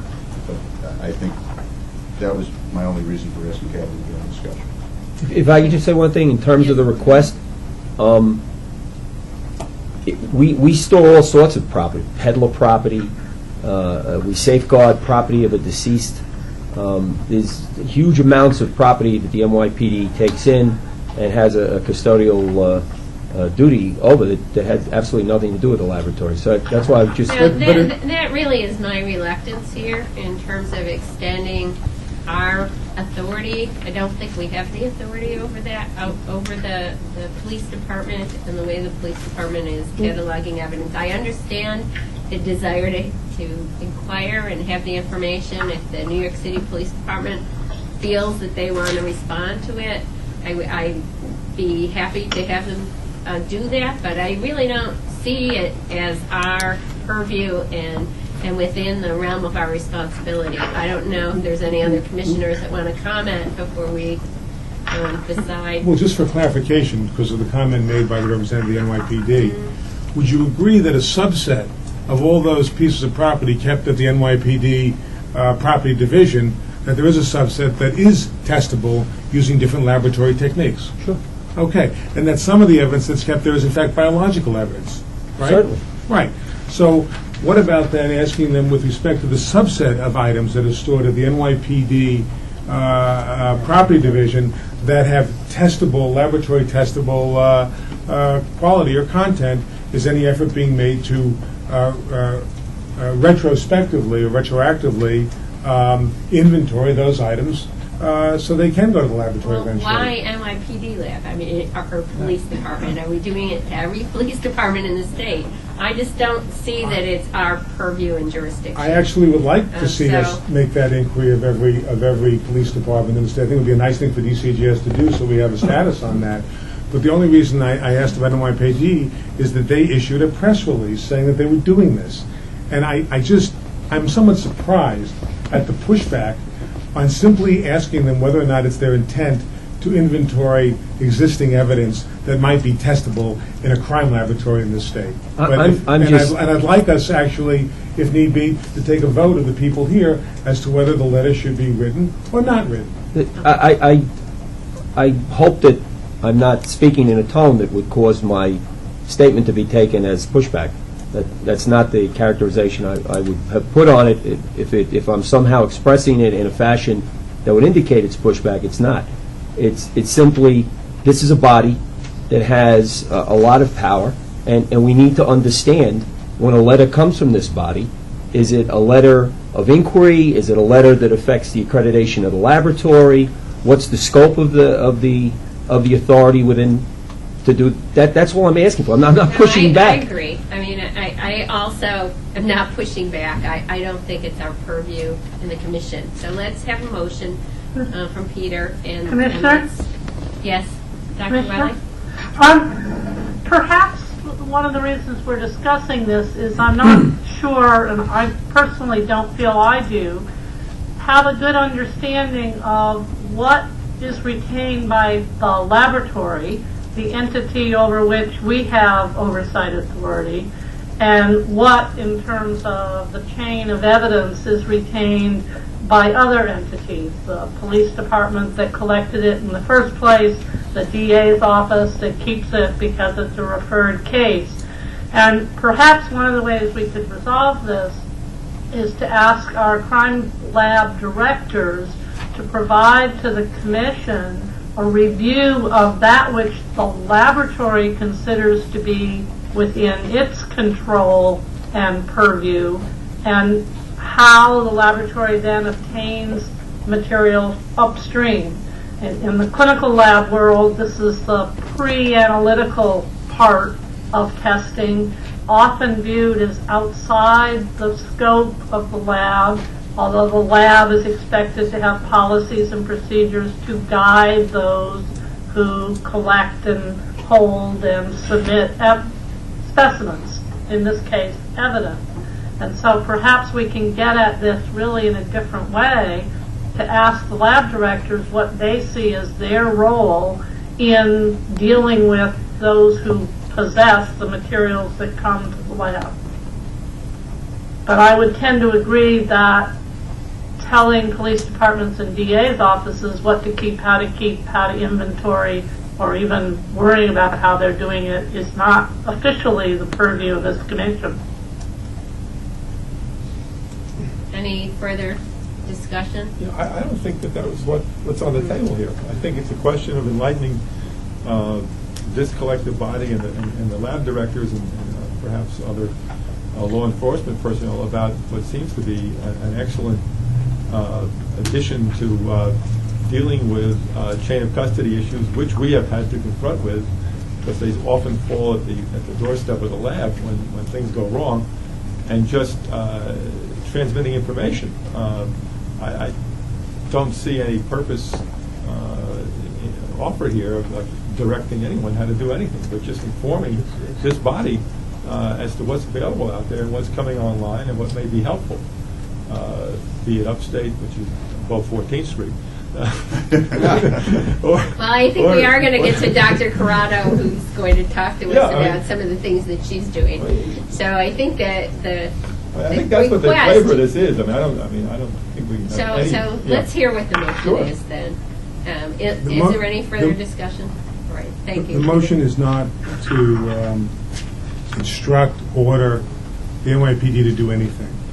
I think one of the things that Dr. Wiley is talking about, which makes a lot of sense, is it would be useful for us to have a handle, if you will, on how evidence flows that's testable from police departments to laboratories and back again. Okay? I don't know the answer to that question, and I think it would be a great thing for us to know. And to that extent, it would be useful to send out a letter to the crime laboratory directors and have them make an inquiry like that, which would also require them to make an inquiry of their respective police department property divisions to know what's the police department and what's the laboratory. But in addition to that, I'm simply asking to give us more information so we can think about what else will help the laboratories to do what it is we want them to do to send a letter to the New York City Police Department simply asking them if they would be so kind as to let us know whether it's their intent that as to their program, is it prospective, or will it also cover evidence that they have on hand in their storage areas? If I might speak for Of a testable that might be testable at a crime laboratory. Again, we're fully willing to cooperate.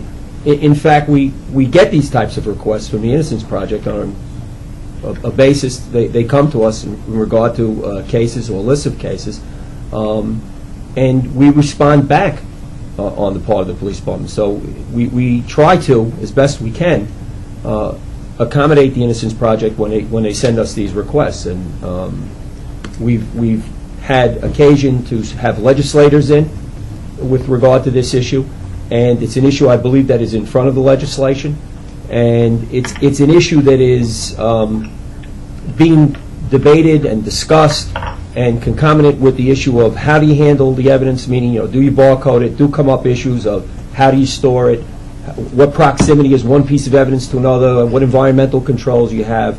So I'm not saying that any of that is bad, that's all good. But it does take on a broader scope when a commission asks us to come in and explain this. I'm just trying to point out our point of view. I'm not saying we're not going to do it. Peter, I'm not pushing back. I'm not trying to be contentious. I'm just trying to discuss some of the aspects as a police executive that we see in respect to this. We have a motion. It's odd. We have a motion. Is there a second to the motion? Specifically, what was the motion? The motion is that, you correct me if I'm wrong here, Peter, that the commission send a letter to the New York City Police Department asking if they'd be so kind as to provide the commission with information about whether their new system for cataloging evidence and barcoding evidence is prospective or deals with evidence that is currently being referred to laboratories. Just at the end of it, I would simply say that whether it's prospective or beyond being prospective, does it also include an inventory of items of evidence already being stored that might be testable in a crime laboratory? Can I ask a question of Pete? Is this in place? I'm sorry.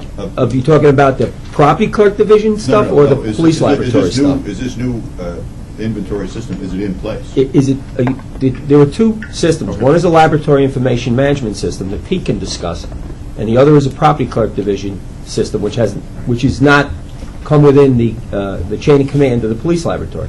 So I just need to know which are you asking. You can ask about both. Be happy to answer it, but So Pete's not in a position to discuss. The property system, clerk system, is that a new system that you're contemplating? We are putting out what is called an RFP. Right. I didn't come prepared to speak about this, so I agree. if I state something that's wrong, I'm going to endeavor to try to paint a very broad general picture. We're putting out a request for proposals, which is to have vendors submit bids. I don't know if that's the right word. Proposals, which we then look at, and so that's the process. But so that would be a matter of public record. I would assume the RFP. Oh yeah, absolutely. Now, the RFP process is 100% a matter of public record. I think. I'm not the ACO. I shouldn't say 100%. I believe that it is. I don't know if Peter Neufeld would accept a friendly amendment that we amend the motion to just simply make a request of Lab Director Pizzola if he could just share information about this new system and make it clear that this is just a request that in no way affects accreditation. So the problem is it's not his system, it's the police department's property system. It's not the LIM system. NYPD's system. So I don't think we have. That's really the issue here, is that it's not. Okay. Was this a press release by the department? Yeah, by the way, the press release by the department, which was reported in I think the Daily News, said that the NYPD had entered into a relationship with a vendor. It wasn't that they were simply putting out an RFP.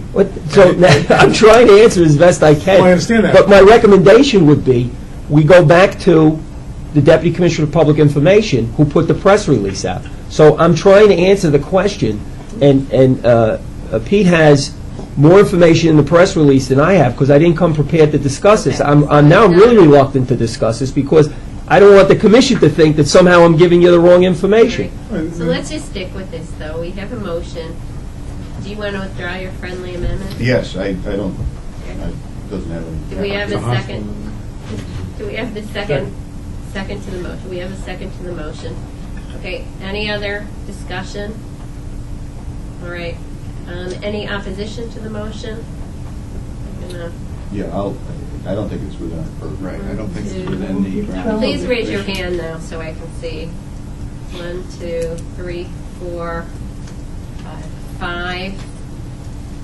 Okay, all in favor of the motion, just so I see. 1, 2, 3. Any abstention? Okay, one abstention. So the motion is not passed, and hopefully information will be available in a public realm to get that information. And you want to send a letter back to Corrado, I'm sure Yes. she would be more than welcome. Commissioner? Yes, Dr. Wiley? Could I propose an alternative motion? And that is that the commission requests the Crime Lab Directors Organization to prepare a report that describes for the edification of the commission the process of evidence flow to and from the laboratory from the other relevant agencies, with recommendations for the role of the lab and the role of the commission in assuring the best quality evidence reaches the laboratory to facilitate appropriate forensic testing. Well, I think it's a very worthwhile area for us to examine. I think that may be a very difficult undertaking because we're going to find different processes, probably county by county, of how this works. It may be helpful, though, for us to ask the crime lab directors to come and address us, a representative to come and address us and explain the process, how the process generally works. Yes, Harvey? I think you'll find that among the various laboratories there is quite a variation. A lot of it depends on the size of the laboratories and the size of their storage areas. Laboratories that have small storage areas for their evidence, like our laboratory, when we're finished with our evidence, we send it back to the submitting agency, and it's their responsibility after that because we just can't store it. In a large agency, they might possibly hang on to their evidence in the laboratory themselves, maybe several years back, and then send it back. So it varies a lot among the various laboratories. And a lot you of can hear that, us, we can't hear you. Okay. I think you'll find that if you ask among the laboratories, you will get a... Can you hear now? No? There's no audio connection between. All right. I can hear you. Can you hear now? Can you hear me now? It must be our technical defect here. Can you hear me now, Dr. Wiley?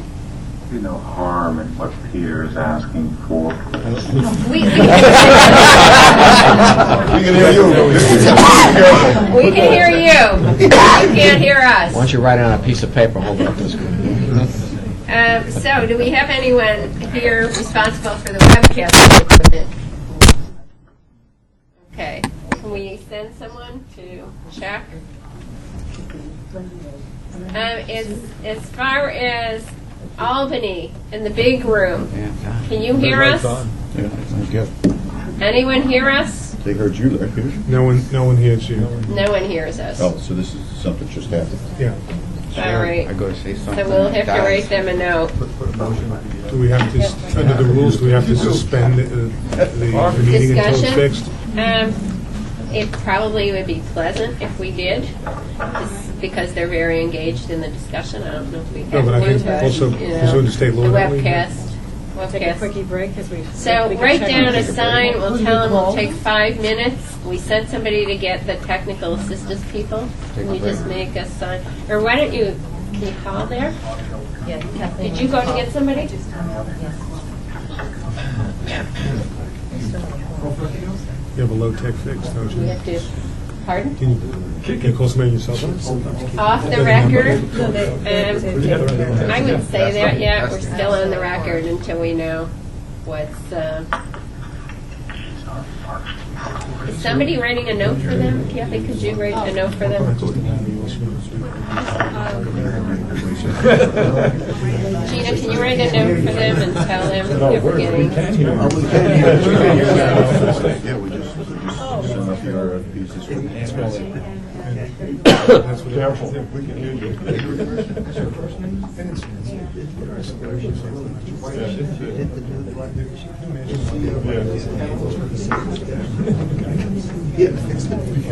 Does anybody know sign language here?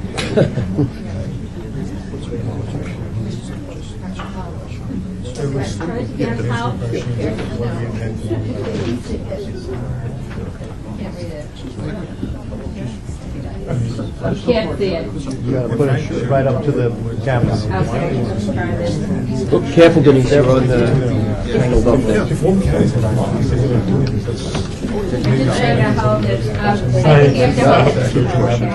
Frustrated again. Well, you don't have to. I'm aware that there is a speakerphone that is in that conference room. If that might be acceptable, it might be able to be hooked up to the telephone that's here in this conference room. Yeah, they're doing the whole Their tech person is telling us something. Wait, didn't we just... Can we hear him now? Yeah, we can hear him, but we need to... We can hear them. We can hear them, they just can't hear us. So did they want to try to call us? Yeah, what's going on? Louis, are you there? So it's still highlighted other meetings. Is there anybody coming? Somebody must have hit It looks like it's on, too. Yeah, doesn't it? the red light. This is much more technology than we usually have. With all of this going on. Yeah, we'll be off the record for 5 minutes anyway, and hopefully we'll get it fixed by then. Thanks. We had a big conference call on Friday here in that other room, and somebody from the city put it on hold, and the recording went on the conference call. We could not find the person who did it. And so everybody that was trying to listen, we probably had about 20 people. And they all, we couldn't get rid of this noise. It was awful. So technology is good when it works, but we're slaves.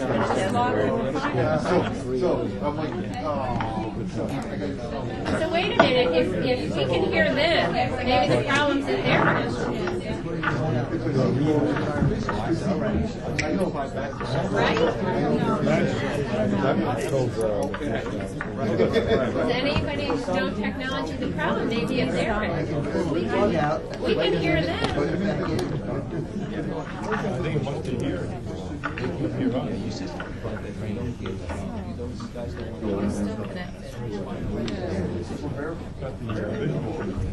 So we're on webcast. Yeah, hold on. Everyone can watch us on the webcast.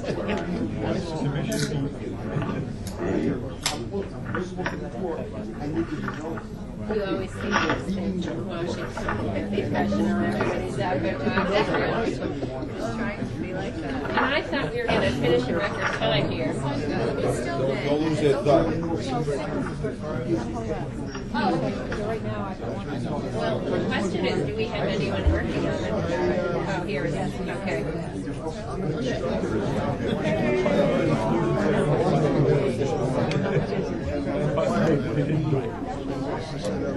No, it's not.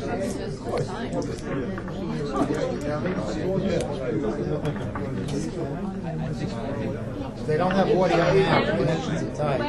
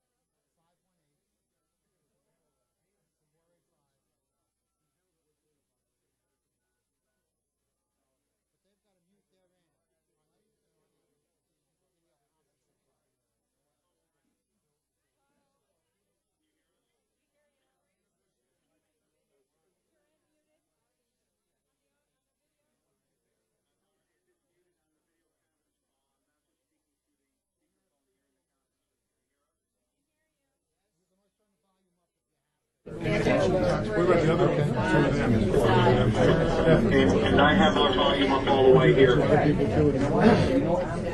Okay, I don't know what. Can Ann and,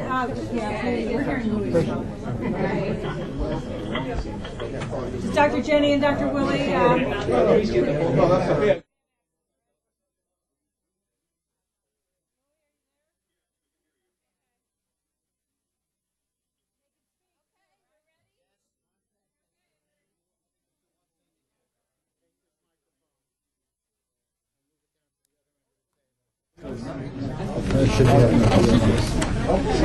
Well, thank you very much for your help. You're welcome. I don't know what happened. The connection is okay. I'll have to find out. Uh-oh. Wait a minute, we lost her too. There they are.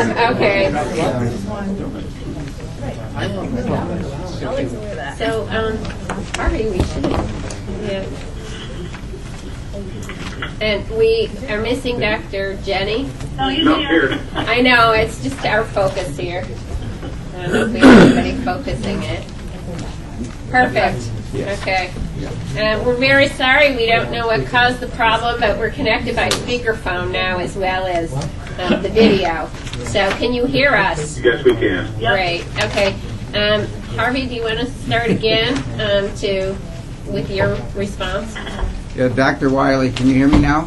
Yes, I can. To address your question, I think if you ask that question among the various lab directors, you're going to get a variety of answers. And some of that relates to the storage facilities within each forensic laboratory. The laboratories that have a smaller evidence storage capabilities will return their evidence as soon as they finish with it, other than possibly some evidence that's very small, like cuttings and swabs of DNA evidence, which will be kept in freezers. Whereas some larger laboratories have larger storage facilities and will keep the evidence for a much longer period of time. So depending on which laboratory you ask, you're going to get a variety of different answers to that question. But that's why I was not suggesting we survey the individual lab directors, but ask our organization of crime lab directors. I can't remember who the chair of that is at the moment. Right here. Okay. Within your membership to, basically exactly explain that it is highly variable, here are the variations, but this is the general process. I think that makes a lot of sense. As the Commissioner said, an educational presentation as part of some future meeting. Certainly the NICLAC can do that if it's the request of the Commission. I think it would be very helpful to us. Is there anyone who has a problem with that if we try to set that up? I would ask Dr. Van Hoven, do you see any downside to it? I don't. I mean, we can certainly do it. It's not a problem. All right. No details. Just generally, how does it flow? Generally how it's done and the variations that we have. I really Yes. don't, as a lab director, I don't think you can answer that question in general terms, and I fully agree with Harvey. It's going to be, I don't think the information will be very useful. And I still feel that the Commission, it's outside of the purview of the Commission, what is going on outside of the lab. But that's why we're asking the labs to explain to us what it is that's inside the labs. But, Ann, as you pointed out with the clinical labs, and we have a similar situation in toxicology labs, it is very difficult to control the collecting sites. And we really don't have a way of doing that. But even that statement is valuable for this Commission to understand. So for the drawing of blood relevant to forensic toxicology, it's a problem. The collection of blood at a crime scene, it's a problem. But what is it the lab can control? Anything that walks into the door, we control. But it would be useful to have some sense of the variations that are out there and the options that are out there, just to better educate us in terms of what's going on in the laboratories, and perhaps out of that, suggestions may result. one of the things that I just heard from Bill Fitzpatrick, and he's asked this twice already. His colleague from the Laboratories here to present what they're doing in Onondaga, and I don't want to steal the thunder, but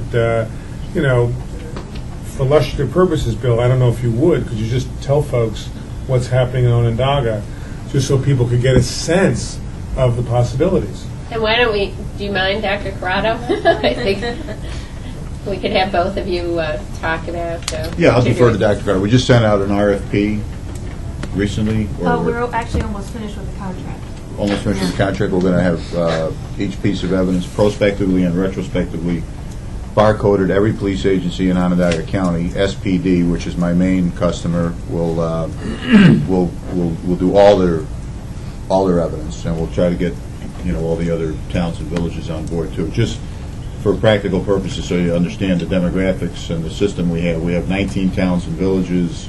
We have a sheriff's department. We have the city police, and so we have a bunch of, town of DeWitt, town of Salina, different police departments. All of them are going to have access to being able to instantaneously trace where a piece of evidence is on any given case. Kathy, you might want to elaborate. Basically, this came out of the cold case task force that the district attorney's office and the lab started a couple of years ago. When we were looking at these old cases, we were finding a lot of evidence had been destroyed or couldn't be found, and it was really obvious to us that, just as everyone's saying, that it's great if the lab knows where things are, but if the police aren't saving the evidence, it's a problem. The district attorney's office put together evidence retention guidelines that every police agency in the county is following now.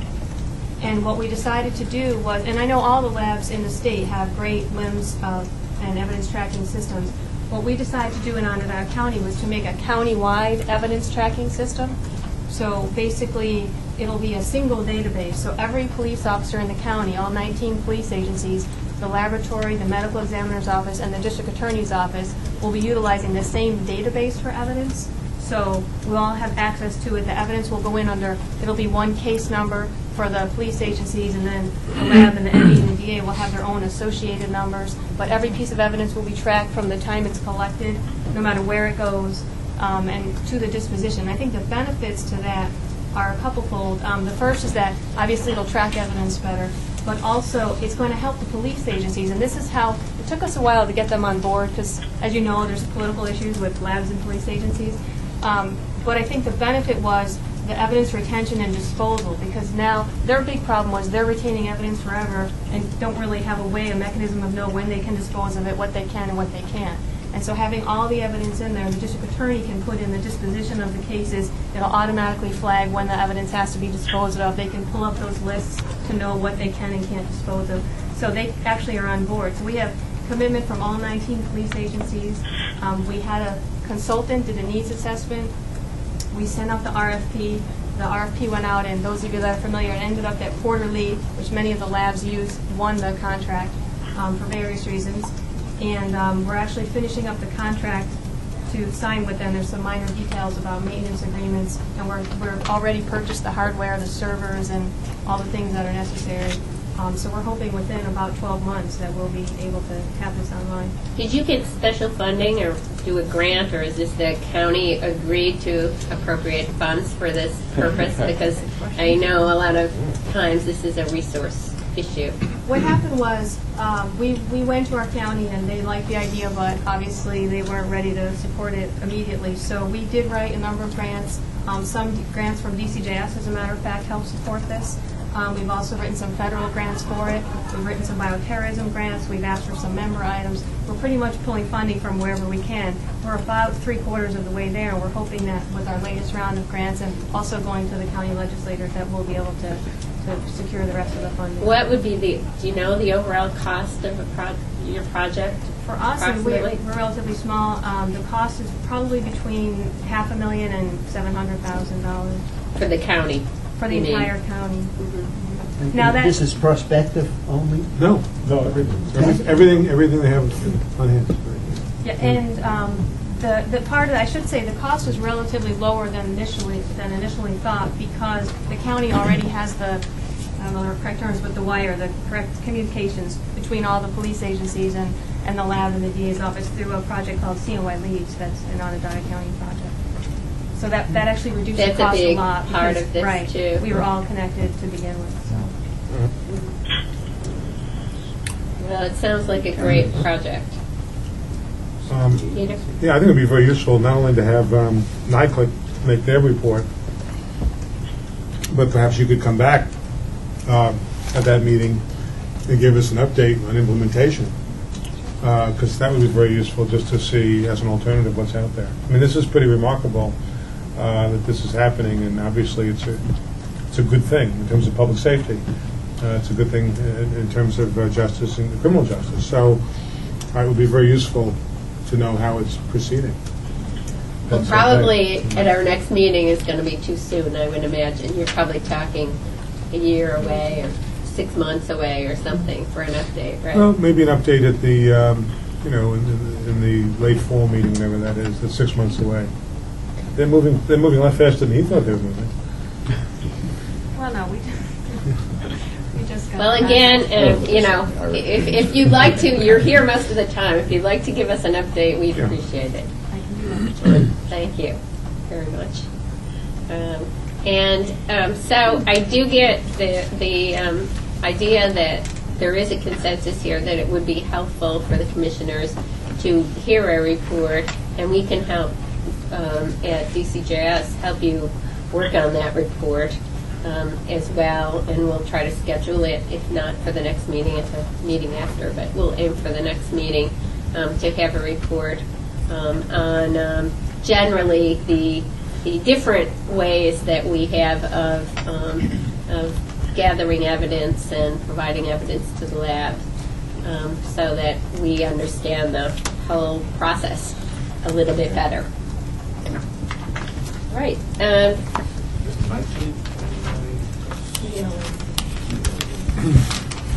Okay, the next item on our agenda is still under old business.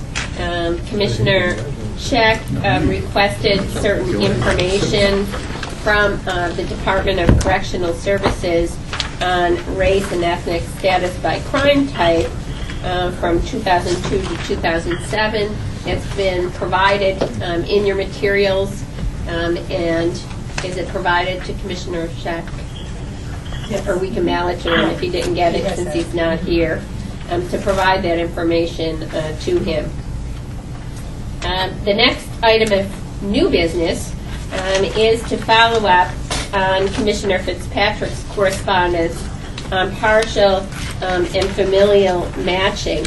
And I'd like to begin this discussion. We do have Commissioner Fitzpatrick's letter, which dates back to July of 2007, his initial request to me to ask that our DNA subcommittee study this issue and provide a report to the Commission.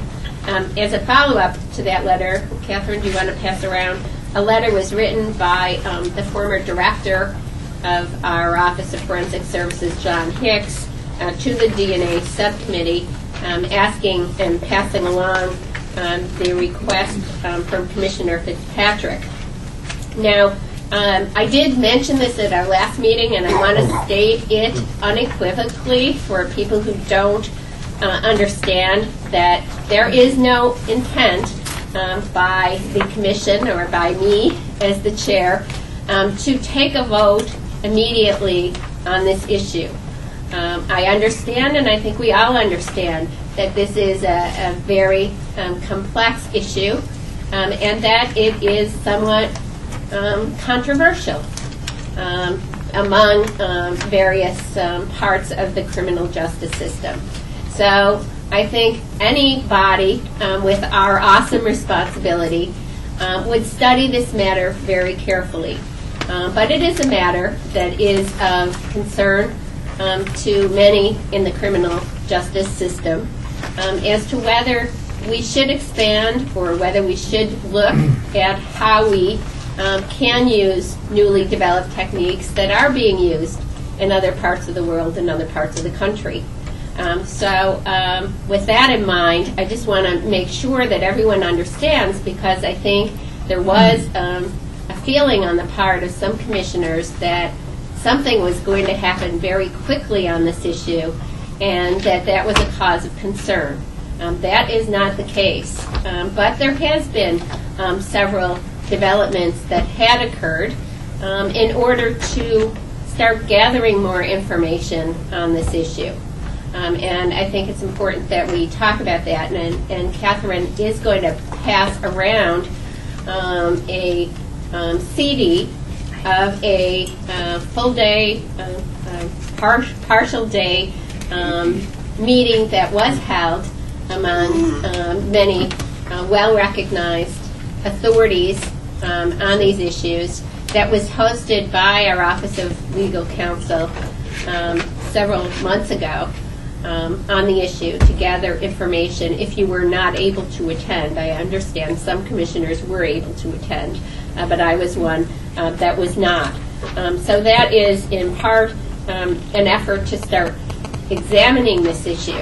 In addition, I have asked our legal counsel at DCJS to prepare a legal opinion to start the discussion among the commissioners about what legal issues may be implicated were we to expand the ability of labs to make use of partial DNA matches and familial information. That is still in the process of being conducted, and I hope will be available to you at our next meeting. So that is a status report of the activity that has taken place so far, and I just want to open it up for further discussion about this issue. Well, if I may start, I was the one that wrote the original letter, and my motivation for writing the letter was to receive an education as to the science. I know some of us want to talk policy and then science. I prefer to talk science and policy and then policy, simply because if it's junk science, then why bother discussing it any further? I did attend the January 15th meeting. I thought that it was going to be that there was going to be an advisory opinion issued after that, and if someone in the room knows why it wasn't, I'd appreciate them sharing that with me. But it was a very, very informative, I thought, discussion, and my initial request as to the efficacy of the science, I think, has been sufficiently answered. God bless somebody there. I think we need to, I know that, Madam Chairwoman, you said that there's some people think that we're rushing, and I know this is New York, but I did write the letter in July of last year. In my judgment, based on what I learned at that January 15th meeting, in addition to my own research on the topic, what we have here available to us is a scientific tool that can help identify potential serious criminals in the state of New York, whether they be murderers, rapists, or any other type of crime. I've heard expressed and I've read and researched some serious privacy concerns that people have about this particular issue. My own judgment is that the privacy issues raised by familial matching are in no way any different than privacy issues that police officers in this state deal with every day of their lives. They get a tip from somebody that somebody's family member may be involved in a crime, they go out and they do their business, and for the most part they do it very, very well. So unless there's some resistance from the chair or a majority of the commission, I'm not asking for any vote on this today, but I think we've researched the matter enough, and that the issues before us, perhaps at the next meeting, ought to be, should we implement this? Is this a tool that will help administer the cause of justice in the state of New York? I think the answer to that is clearly that it will. You're going to catch people as a result of this technology. And then I think we need to move on to the second question. Does this commission have the authority to implement familial matching in New York State, or do we need to suggest that this should be done legislatively? And I think that latter question is what we should discuss at our next meeting.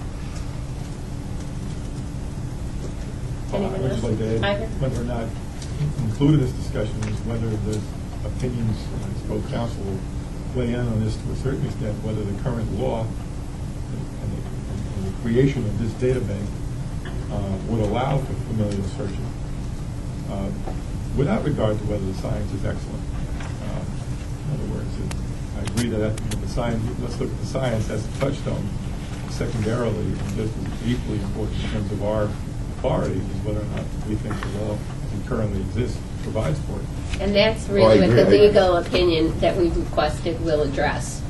So we look forward to getting all that. Just procedurally, I mean, Bill, when you first wrote the letter, you were asking for at least an advisory opinion from the DNA subcommittee as to the scientific issues involved, I take it. Correct. Okay. So you haven't gotten that yet. Okay. They have declined to do that so far. In fact, I think they said, and correct me if I'm wrong, Denise, that it was their decision that they wanted to wait until the legal issues had been discussed in greater detail, and then we go back to them to discuss an advisory opinion on the scientific issues. And if I'm misstating that, tell me. Well, Peter, I don't know the answer to that because I don't think the committee, the subcommittee, has really spoken on that. I do think that several of the commissioners reached out automatically or reached out to the chair of the DNA subcommittee and asked him not to host the meeting that was scheduled back in January, and that was a little bit disturbing because they had originally agreed to host that meeting, which was an information gathering meeting. So there was some action taken. So they have not issued an opinion, but I don't know that they've considered the issues. Yeah, in all fairness, I don't think that Mr. Hicks' letter to the DNA subcommittee was a complete and full and comprehensive a statement of what was at stake or what he was asking to do and why he was asking to do that. And I think what happened is that the chair of the committee, on his own, decided what would and would not happen. It wasn't because anybody reached out to him and suggested one course of action or another. I don't think that Jack Ballantyne functions that way. But be that as it may, I think, and one of the things that we said in our letter that we wrote to you last week is that it would seem to us that certainly you would like to have your legal opinion circulated amongst the members of this committee far in advance of the meeting when you want to take up the issue, so it can be researched independently and discussed with other people. But separate and apart from that, I think you're going to want to have a discussion of the DNA subcommittee on the scientific issues, because they haven't had that discussion yet among themselves. That's what you just said. So there are two things that have to happen, I would imagine. And my hope would be, consistent with the remarks you made at the beginning of this topic discussion, is that things will not be rushed, that there will be an opportunity to have whatever legal statements come out of your office, weeks, if not months in advance of the next meeting. I see no reason why we can't have that. And at the same time, if there's to be a discussion at the DNA subcommittee, that we're all apprised of that in advance, so to the extent any of us can attend, we will. Indeed, some of us believe that there wasn't even going to be the informal presentation of the DNA subcommittee meeting based on certain communications, and so we're not there for that reason. But that's all sort of water under the bridge, if you will. What are those communications? Because the last commission meeting, the last commission meeting before the January 15th meeting, the chair said that this was going to be taken up by the DNA subcommittee. And I made arrangements to be here on January 15th. And I think Commissioner Wiley and I were the only two there. If I'm wrong, somebody correct me. We all should have availed ourselves of that opportunity because it was very informative.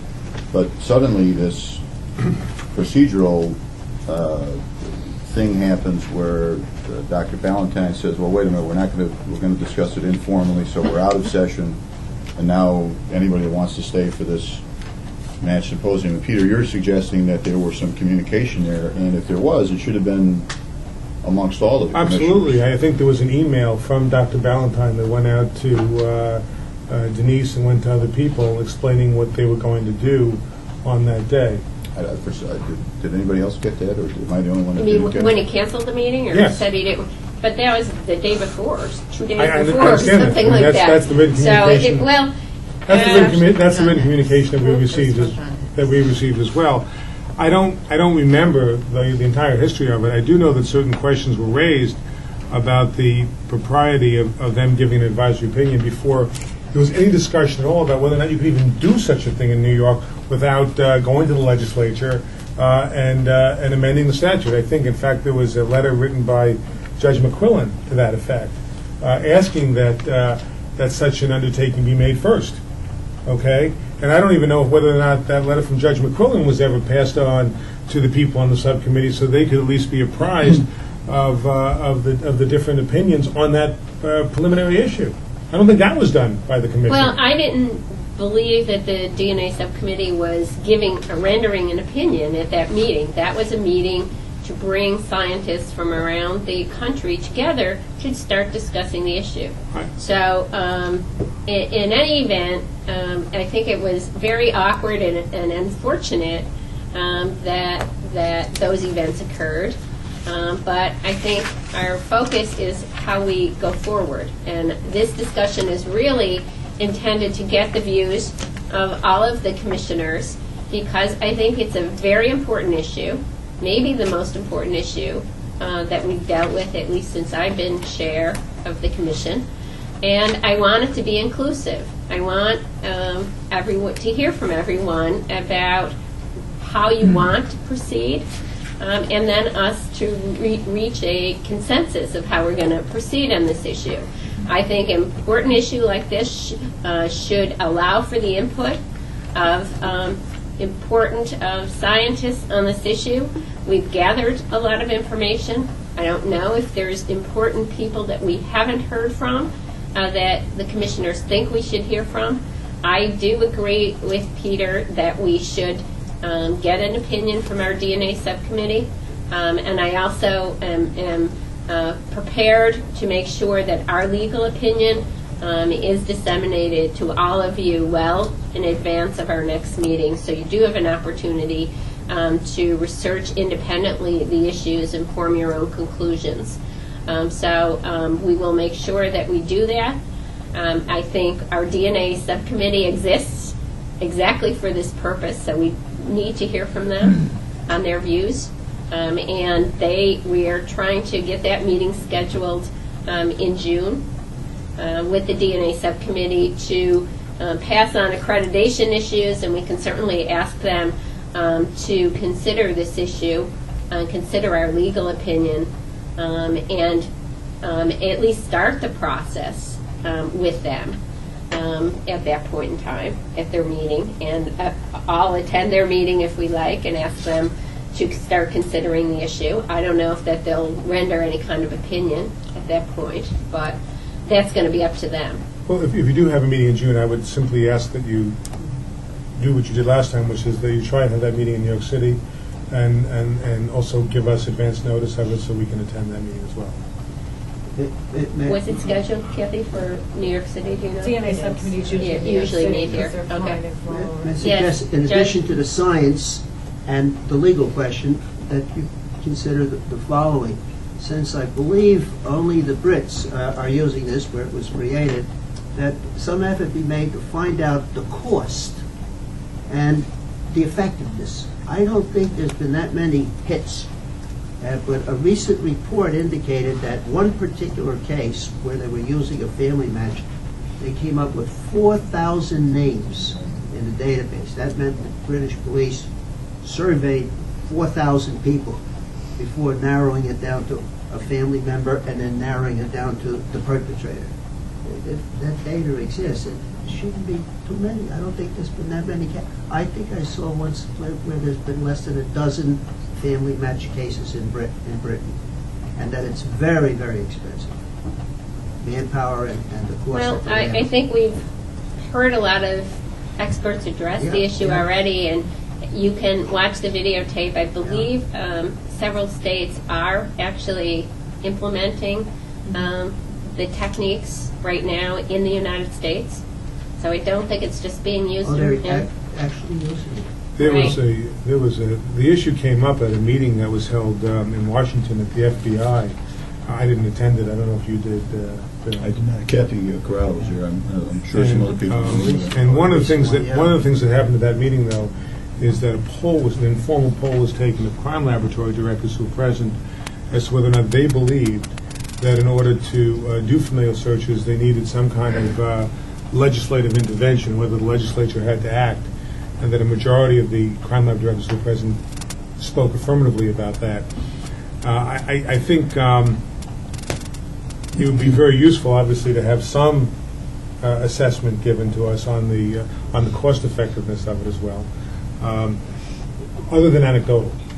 Okay, I don't know if anything like that exists, as Judge McQuillan is asking for. But I think in addition to the legal issues, it would be useful if your department would at least summarize the policy considerations. Okay, you said yourself a moment ago that there seems to be some controversy about this. It's a complex issue, so it's not just the science of it, it's not just the law of it, but there are philosophical, political, and other policy questions. And so if we're going to at some point have a discussion where there's an informed vote, it would be useful that those issues be laid out as well. Well, I am prepared to provide a legal opinion. We have gathered a lot of information. We also heard from Dr. Bieber about 2 meetings ago. I think the CD will provide a lot of information. But I do think it's important that collectively we determine the policy issues, not DCJS determine the policy issues. I'm sure that Peter and Judge McQuillan and others will have their thoughts on what the policy issues are. So I think we should really arrive at those determinations through our discussion and deliberations here on the Commission, rather than me decide for all of you what the policy issues are. I wasn't saying to decide what the issues are, but at least to be able to raise some of them so people could think about them in advance of the meeting. Well, let me ask you, why don't you, Peter, I provide information for us I have about not been what you involved in think? familial searches. I didn't attend the meeting at the FBI.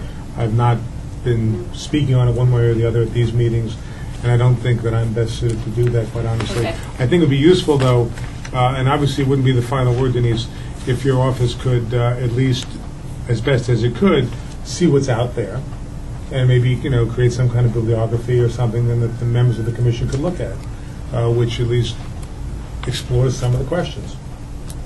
Well, I would find that helpful. We'll certainly take a look at that Okay. and see. I'm quite sure those materials probably exist, and we certainly will try to make them available. Could I- Yes. I'm sure Peter's not suggesting that the policy issues on the familial searching issue haven't occurred to him before today. We have a letter, and I'm fumbling for it here, but I know it was signed By Barry and me. by Barry, Peter, Judge McQuillan, and Commissioner Ivar Goldart. And it, I don't have to read it all, but the last several paragraphs deal with the policy issues. So it should not come as a surprise to anybody on this Commission. Familial matching raises serious civil liberties concern, disclosing to it, et cetera, et cetera. Such relatives could be decent, honest, and law-loving people who value their privacy. I think that's a synopsis there of what the policy issues are adverse to this. Anybody wants to know what the Well, policy I think, issues They are. Yeah, well, they are. But we will look for Right. written materials that exist. But to here's highlight my some point. issues. Here's my point. I'm not criticizing anybody in the room at all. I asked for this almost a year ago. I have some serious opinions about DNA, and I want New York to be a leader in that issue, not a follower.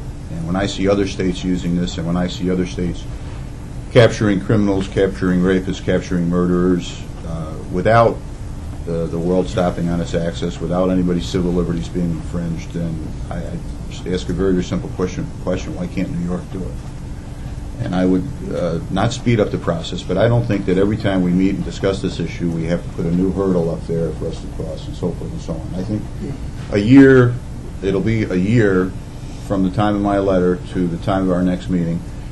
We're all pretty bright people. We all have access. We all either are lawyers or have access to lawyers and legal opinions, and if DCJS can get that legal opinion out as soon as possible, I don't see any reason why we can't address this at our next meeting. Just an idea of, in other states, how many arrests Just arrests have been made based on a family match. I can't give you a number, Judge, but I'll have that information for you. But Judge, if it's starting out, why do we look at how many arrests have been made? I mean, it's a new technology. Bill is saying that New York is lagging behind, that other states are out there making arrests. Are they on family matches? I'm not sure. Colorado. And Britain, Colorado, and the Brits don't have, I don't think they have more than a dozen in the many years that they've been using it. It's very expensive, manpower, primarily manpower. Well, we are going to go forward with the discussion and deliberation, so please make every effort to attend our July meeting. We don't have a date because we need to have that meeting after the DNA subcommittee meets, and we're waiting to hear from them, and they expect to meet in late June. We need that for the accreditation of the Onondaga Lab and maybe some other accreditations. Denise, just apropos of your last comment about the need to have deliberations, even though we have not received any legal opinion yet from DCJS, are you aware that preliminarily that your Office of Legal Counsel has determined that it's legal to go ahead and do familial searching without a change in the legislature? I'm not aware. I haven't seen the legal opinion one way or another. But so I didn't say we vote. I just said I think we'll be taking up the issues depending on what the issues are. No, but have you heard preliminarily that it's the opinion of the Office of Legal Counsel, even informally, that they think it's legal to do so without legislation? I haven't heard one way or the other. Okay. Well, one district attorney from the National Association was quoted not too long ago in the press as saying that it's being used in New York State. I don't think so. Maybe it is. Yes. Now Did I see some Steve Hogan, hands? say please, that false information has been circulating since the Boston seminar about 2 years ago. It was never true. It is not true, except to the extent that you have the identical match. Oh, I believe it's not true, Yeah. but some DA was saying that it's being used in New York. Yeah. So it's the DA spreading. It's become an urban legend. I can't put that. Commissioner Pulaski?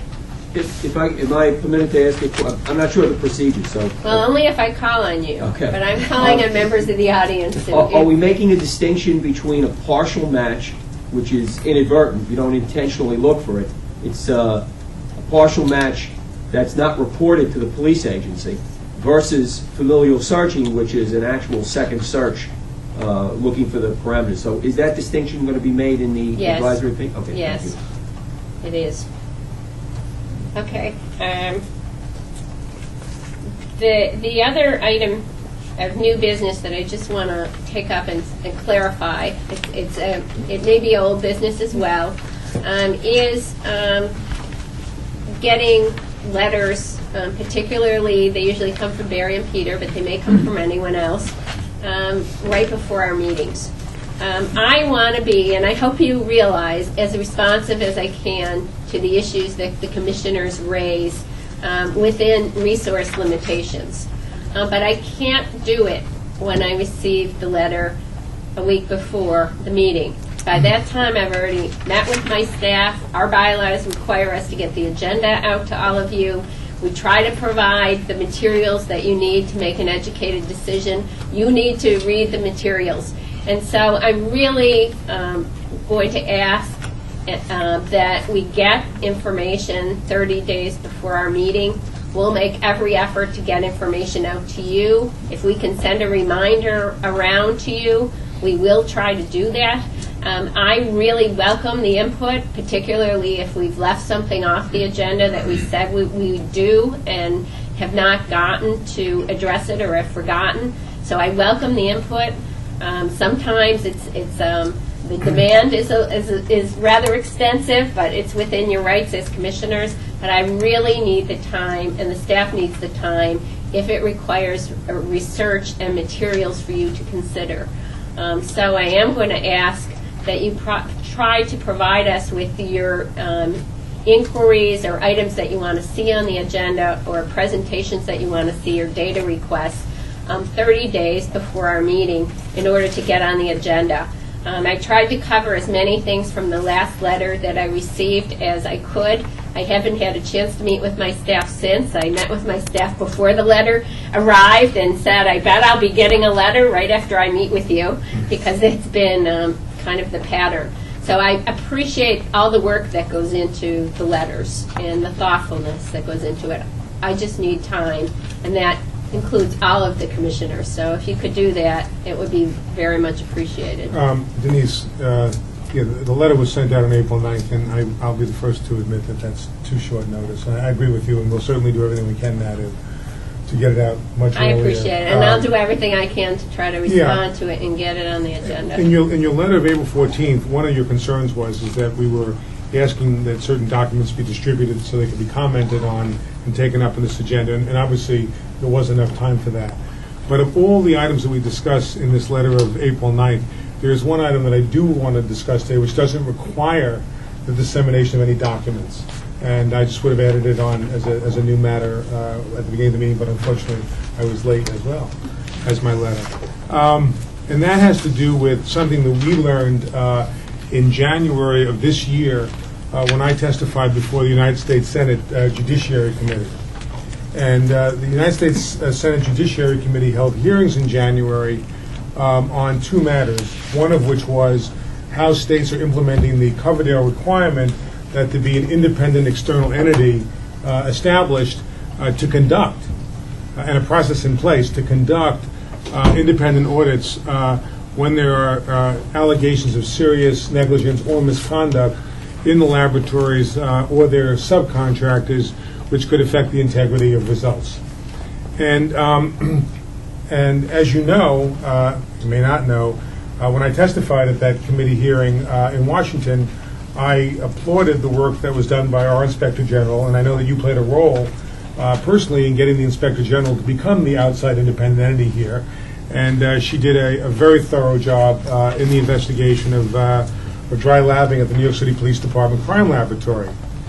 And so it was all the more disturbing when the Inspector General testified at this Senate Judiciary hearing and released his official report that he found that probably the most disturbing thing in his investigation was that one of the state grantees had gone to the office, to the Department of Justice, Office of Justice Projects, counsel, to ask for an opinion as to whether or not it was incumbent on states, on grantee states, to not only establish an independent entity to do these audits, but in fact to use it when there is a serious complaint of negligence or misconduct. And in the report issued by the Inspector General, he concluded that the advice that the counsel gave from the Department of Justice Projects in Washington, that all you had to do was create the independent entity, you didn't actually have to utilize it, he believed was in bad faith and constituted an end run around the will of Congress. That was the report issued by the Inspector General of the U.S. Department of Justice, and that which he found most alarming. In his report, he did not indicate who it was that contacted OJP or what state it was. And we simply wanted to find out because it was also considered a grave matter, because we were then told that not only did counsel at OJP tell the grantee that they didn't have to utilize the independent entity to do these investigations, but that individual grantee who had made this inquiry of Washington then went around and passed on the advice he got from the counsel in Washington to the various laboratories in his state.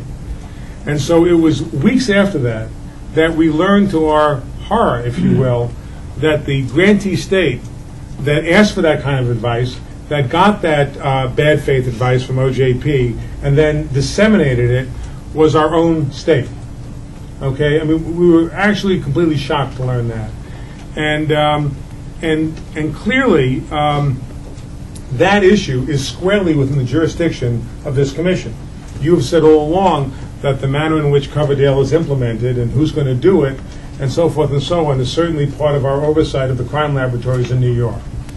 And I'm simply asking that what you do in your capacity of DCJS, as head of DCJS, because it's my understanding that all the communications came from DCJS to the Department of Justice's Office of Justice Project Council in Washington, that you share with the members of this commission all the communications that occurred on that subject, as well as any communications that occurred on that subject by disseminating it to the different laboratories in New York State.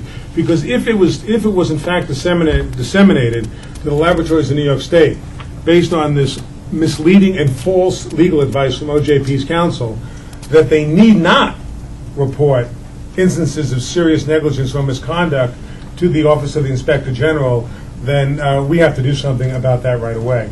So at least, so this commission can discuss it at some point, I would ask that you, as the chairman and also as the head of DCJS, create a packet of documentation of communications, whether they're emails or letters or what have you, and just share those with the commissioners so we can take it up the next meeting. Well, Peter, you just made a record of why we need 30 days notice of your request, because I haven't seen the opinion of the Office of Inspector General. The matters that you're referring to, you know, precede the time that I became either commissioner of DCJS or chair of this commission. So we have not had a chance to research the issue. I will put it on the agenda for our next meeting, and we will, in the meantime, any materials that you have that you can make available to us, the Inspector General's opinion, or tell us where we can get it, and we'll be glad to take a look at that issue. In the letter that we sent to everybody on this commission, dated April 9th of 2008, we pointed out in footnote 2 that the actual report from the Inspector General of the U.S. Department of Justice is downloadable on the web, and that all of you can get it there. We even refer to the page number where the Inspector General refers to one of the grantees seeking this advice, which he considered to be, as I said, definitely done in bad faith and definitely such that it undermined the will of Congress in his oral testimony. But I just want to say, Peter, that it's my understanding that two different agencies in the government have taken two different positions on the issue. And all of the actions that have been taken by this commission since that time have given clear guidance to the laboratories on the commission's determination as to how we're going to implement our responsibility under the Coverdale Act. We've clearly engaged in doing training, proactive training, as has the Inspector General's office, with all of the labs on their reporting responsibilities. So I think the matters of which you speak are historical. You may have a reason that you want to make further inquiries on the issue, but I do think, to put them in perspective, they took place a year and a half before this commission took very active steps to implement our responsibility under Coverdale, and I think you should acknowledge that and recognize that, in fact, we're opening issues which occurred in the past and have come a long way since these disagreements occurred between different agencies in the government. Well, I'm not sure, by the way, maybe you are. I don't think the Inspector General's report indicated precisely when that communication was had between New York State and the Department of Justice's Office of Justice Projects.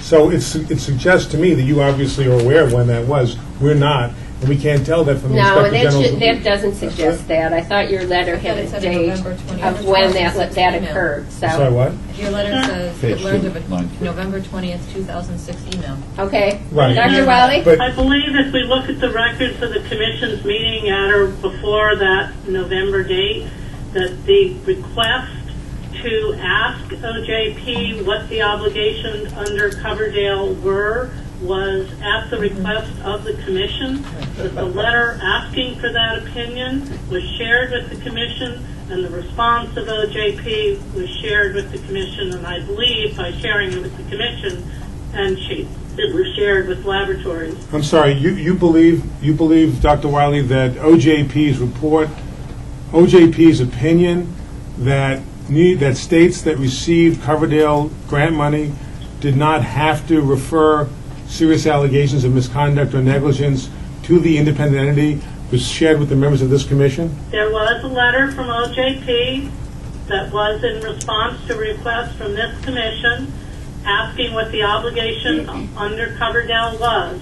It didn't say you don't have to report. It just said, it clarified once again that the obligation was to establish the independent investigatory unit. It did not go further, and by silence did not say there was an obligation to report. Do you know, Dr. Wiley, whether or not whether it was a letter or an email? I believe they were formal letters in both directions, and they were included in commission minutes. Right. So the problem, Dr. Wiley, is not those letters. The problem is that the Inspector General learned that separate and apart from the formal letters, that there was another communication by email. Okay? Well, just let me finish. We don't have proof of that unless we had a copy of that. No. I think the commissioners made the statement that we have two federal agencies with varied opinions. Dr. Wiley, they're not two federal agencies. They're both the Department of Justice. And under the jurisdiction of the Department of Justice, once the Inspector General ruled that a certain type of conduct was inappropriate or wrong, OJP immediately agreed to that conclusion by the Inspector General. So it's not two agencies of government, number one. Number two, it's not a formal letter. It's a separate email that this commission was never apprised of. Have you seen that email? No, I'm asked to see the You've seen the formal letter, so why are you suggesting there's still another email? Because in the report of the Inspector General, which is referenced in the letter that I sent you, Dr. Wiley, on April 14th, on April 9th of 2008, the Inspector General of the United States Department of Justice wrote in his report that there was an email communication which alerted the grantee that they didn't have to actually utilize the independent entity. One second. And so what I'm asking is that our head of DCJS find those email communications, okay, and that we see those, because all we did see, as you point out, is the official response, yet the unofficial response seems to contradict that. And if the Inspector General is specifically and explicitly referring to it in his report, okay, as something which raised very serious concerns in his mind, certainly that is the kind of communication which has never been shown to us, which should be shown to us. If no communication exists, I guess that ends the inquiry, but apparently the United States Department of Justice Inspector General's office was able to see those communications. Unless they've made an error in their description. Well, if the Inspector General of the U.S. Department of Justice made an error in their description, certainly we would love to learn about that. I would point out to you, though, as somebody who was there at those hearings in the Senate, the Department of Justice did not suggest for a moment that concern raised by the Inspector General was wrong, misstated the facts, or was omitting other facts which should be included. Well, let me just ask this question.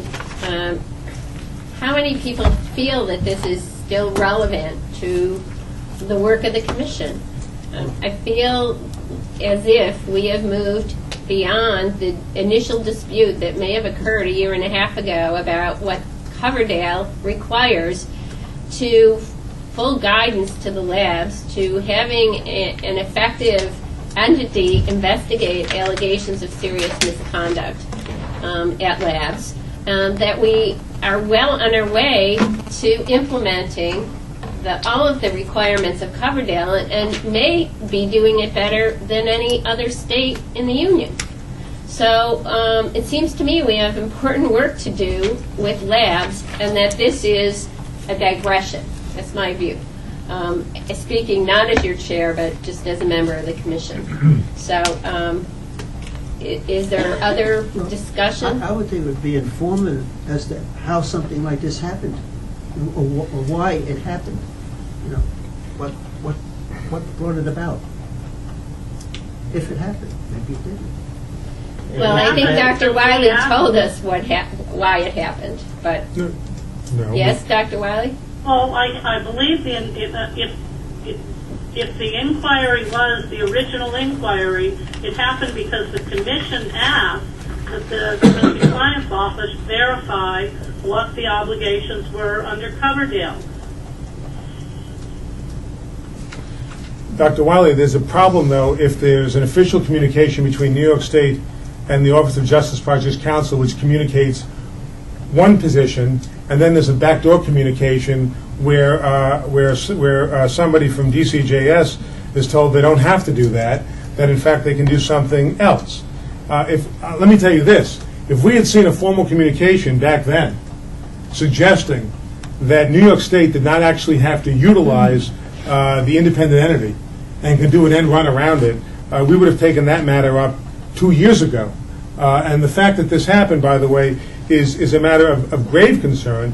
And I'm somewhat surprised, Denise, quite honestly, that just in terms of transparency, okay, if there were those kind of communications between DCJS about how Coverdale will be managed in New York, that you wouldn't want to share that with the Commission, just because, the whole point of Coverdale, if you look at what the people did in the New York City Police Department, before the Inspector General's report was ever issued, they immediately, on their own, proactively engaged in all kinds of remedial action and did all these good things, but shared with us all the sores, okay, that existed as a result of the wound inflicted by those individuals. And I can't imagine why, for instance, I don't know who did it. If it was John Hicks, for instance, that had those communications with OJP through the back door and was told he didn't have to bother with Coverdale, we should know that. We should know that as a matter of accountability. We should know that as a matter of quality assurance. We should know that because he's the person who was in charge with so many things that were happening here during a certain period of time.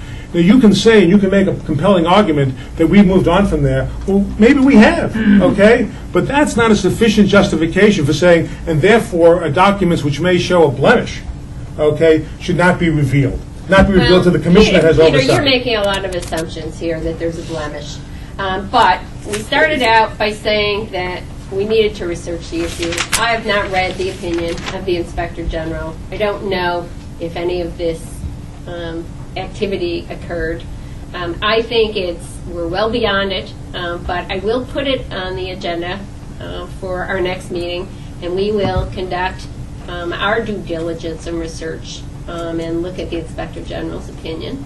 And we can take it up again at the Commission at that point. But I would simply ask for a vote on whether or not in the interim that in this part of your due diligence that you find whatever other communications there were in addition to the formal letter that we received from OJP and share that in advance of the meeting, or share those documents in advance of the meeting with the members of this Commission. Doesn't this come down to somebody from DCJS asked OJP for an advisory opinion, got bad advice, shared it with the lab directors, and this body independently said, you're wrong. This is what Coverdale means, and this is the way we're going to do it, which is where we are today. Wouldn't you, as a matter of transparency, Bill, want to at least see those communications to know whether, in fact, that's all it is? Because we don't know if that's all it is unless we see the documents. You don't know. We just don't know. Well, you may very well be right. But then if you're right, then what's the harm in seeing the documents? I'd love to go through everybody's desk here because I'm a curious person. It's not going through someone's desk. It's talking about a handful of documents related to a very specific matter that the Inspector General of the United States government, Department of Justice... Is this because you're embarrassed that you said we were the best in the nation and then you put this report out? Is that what this is all about? Bill, do you want this to become a personal matter, or do you want to suggest there's an transparency, 5 documents from somebody, he shared it with somebody, we've overruled that. How do we know that that's all it is if we don't see the documents? All right, well, there is a motion. Peter, what's your motion again? The motion is that prior to the next meeting, that you, as part of your due diligence, simply find out what documents of communication exist, whether they're notes or emails or letters between people at DCJS and the United States Department of Justice with respect to the requirements of Coverdale outside entity audits, and that they be photocopied and shared with members of the Commission. Okay, is there a second to that motion? I second that motion. Okay. Any further discussion? Anyone opposed to the motion? 1, 2, 3. Okay, 4 opposed to the motion. Anyone who's in favor of the motion? Let me just do that. 1, 2, 3, 4. Then we have some abstentions. Okay, so it's not carried, but we will take a look at it. We'll take it under advisement. All right. The other issue, is that vote not correct? Sorry. Okay. The one other issue that was taken up in the letter that I could briefly address, and it may have to carry over to our agenda, concerned the language to subcontractors to the labs regarding their Coverdale obligation. Language has been drafted by council for the lab directors to include in their contracts, subcontracts with any outside contractors to inform them of their obligation to submit to the jurisdiction of the IG. We will circulate that at our next meeting. I just wanted to tell you that this process is in place and will provide you with the information at our next meeting. Okay, any other issues? All right, thank you very much. Thank you. So much for transparency. Why? Let's see.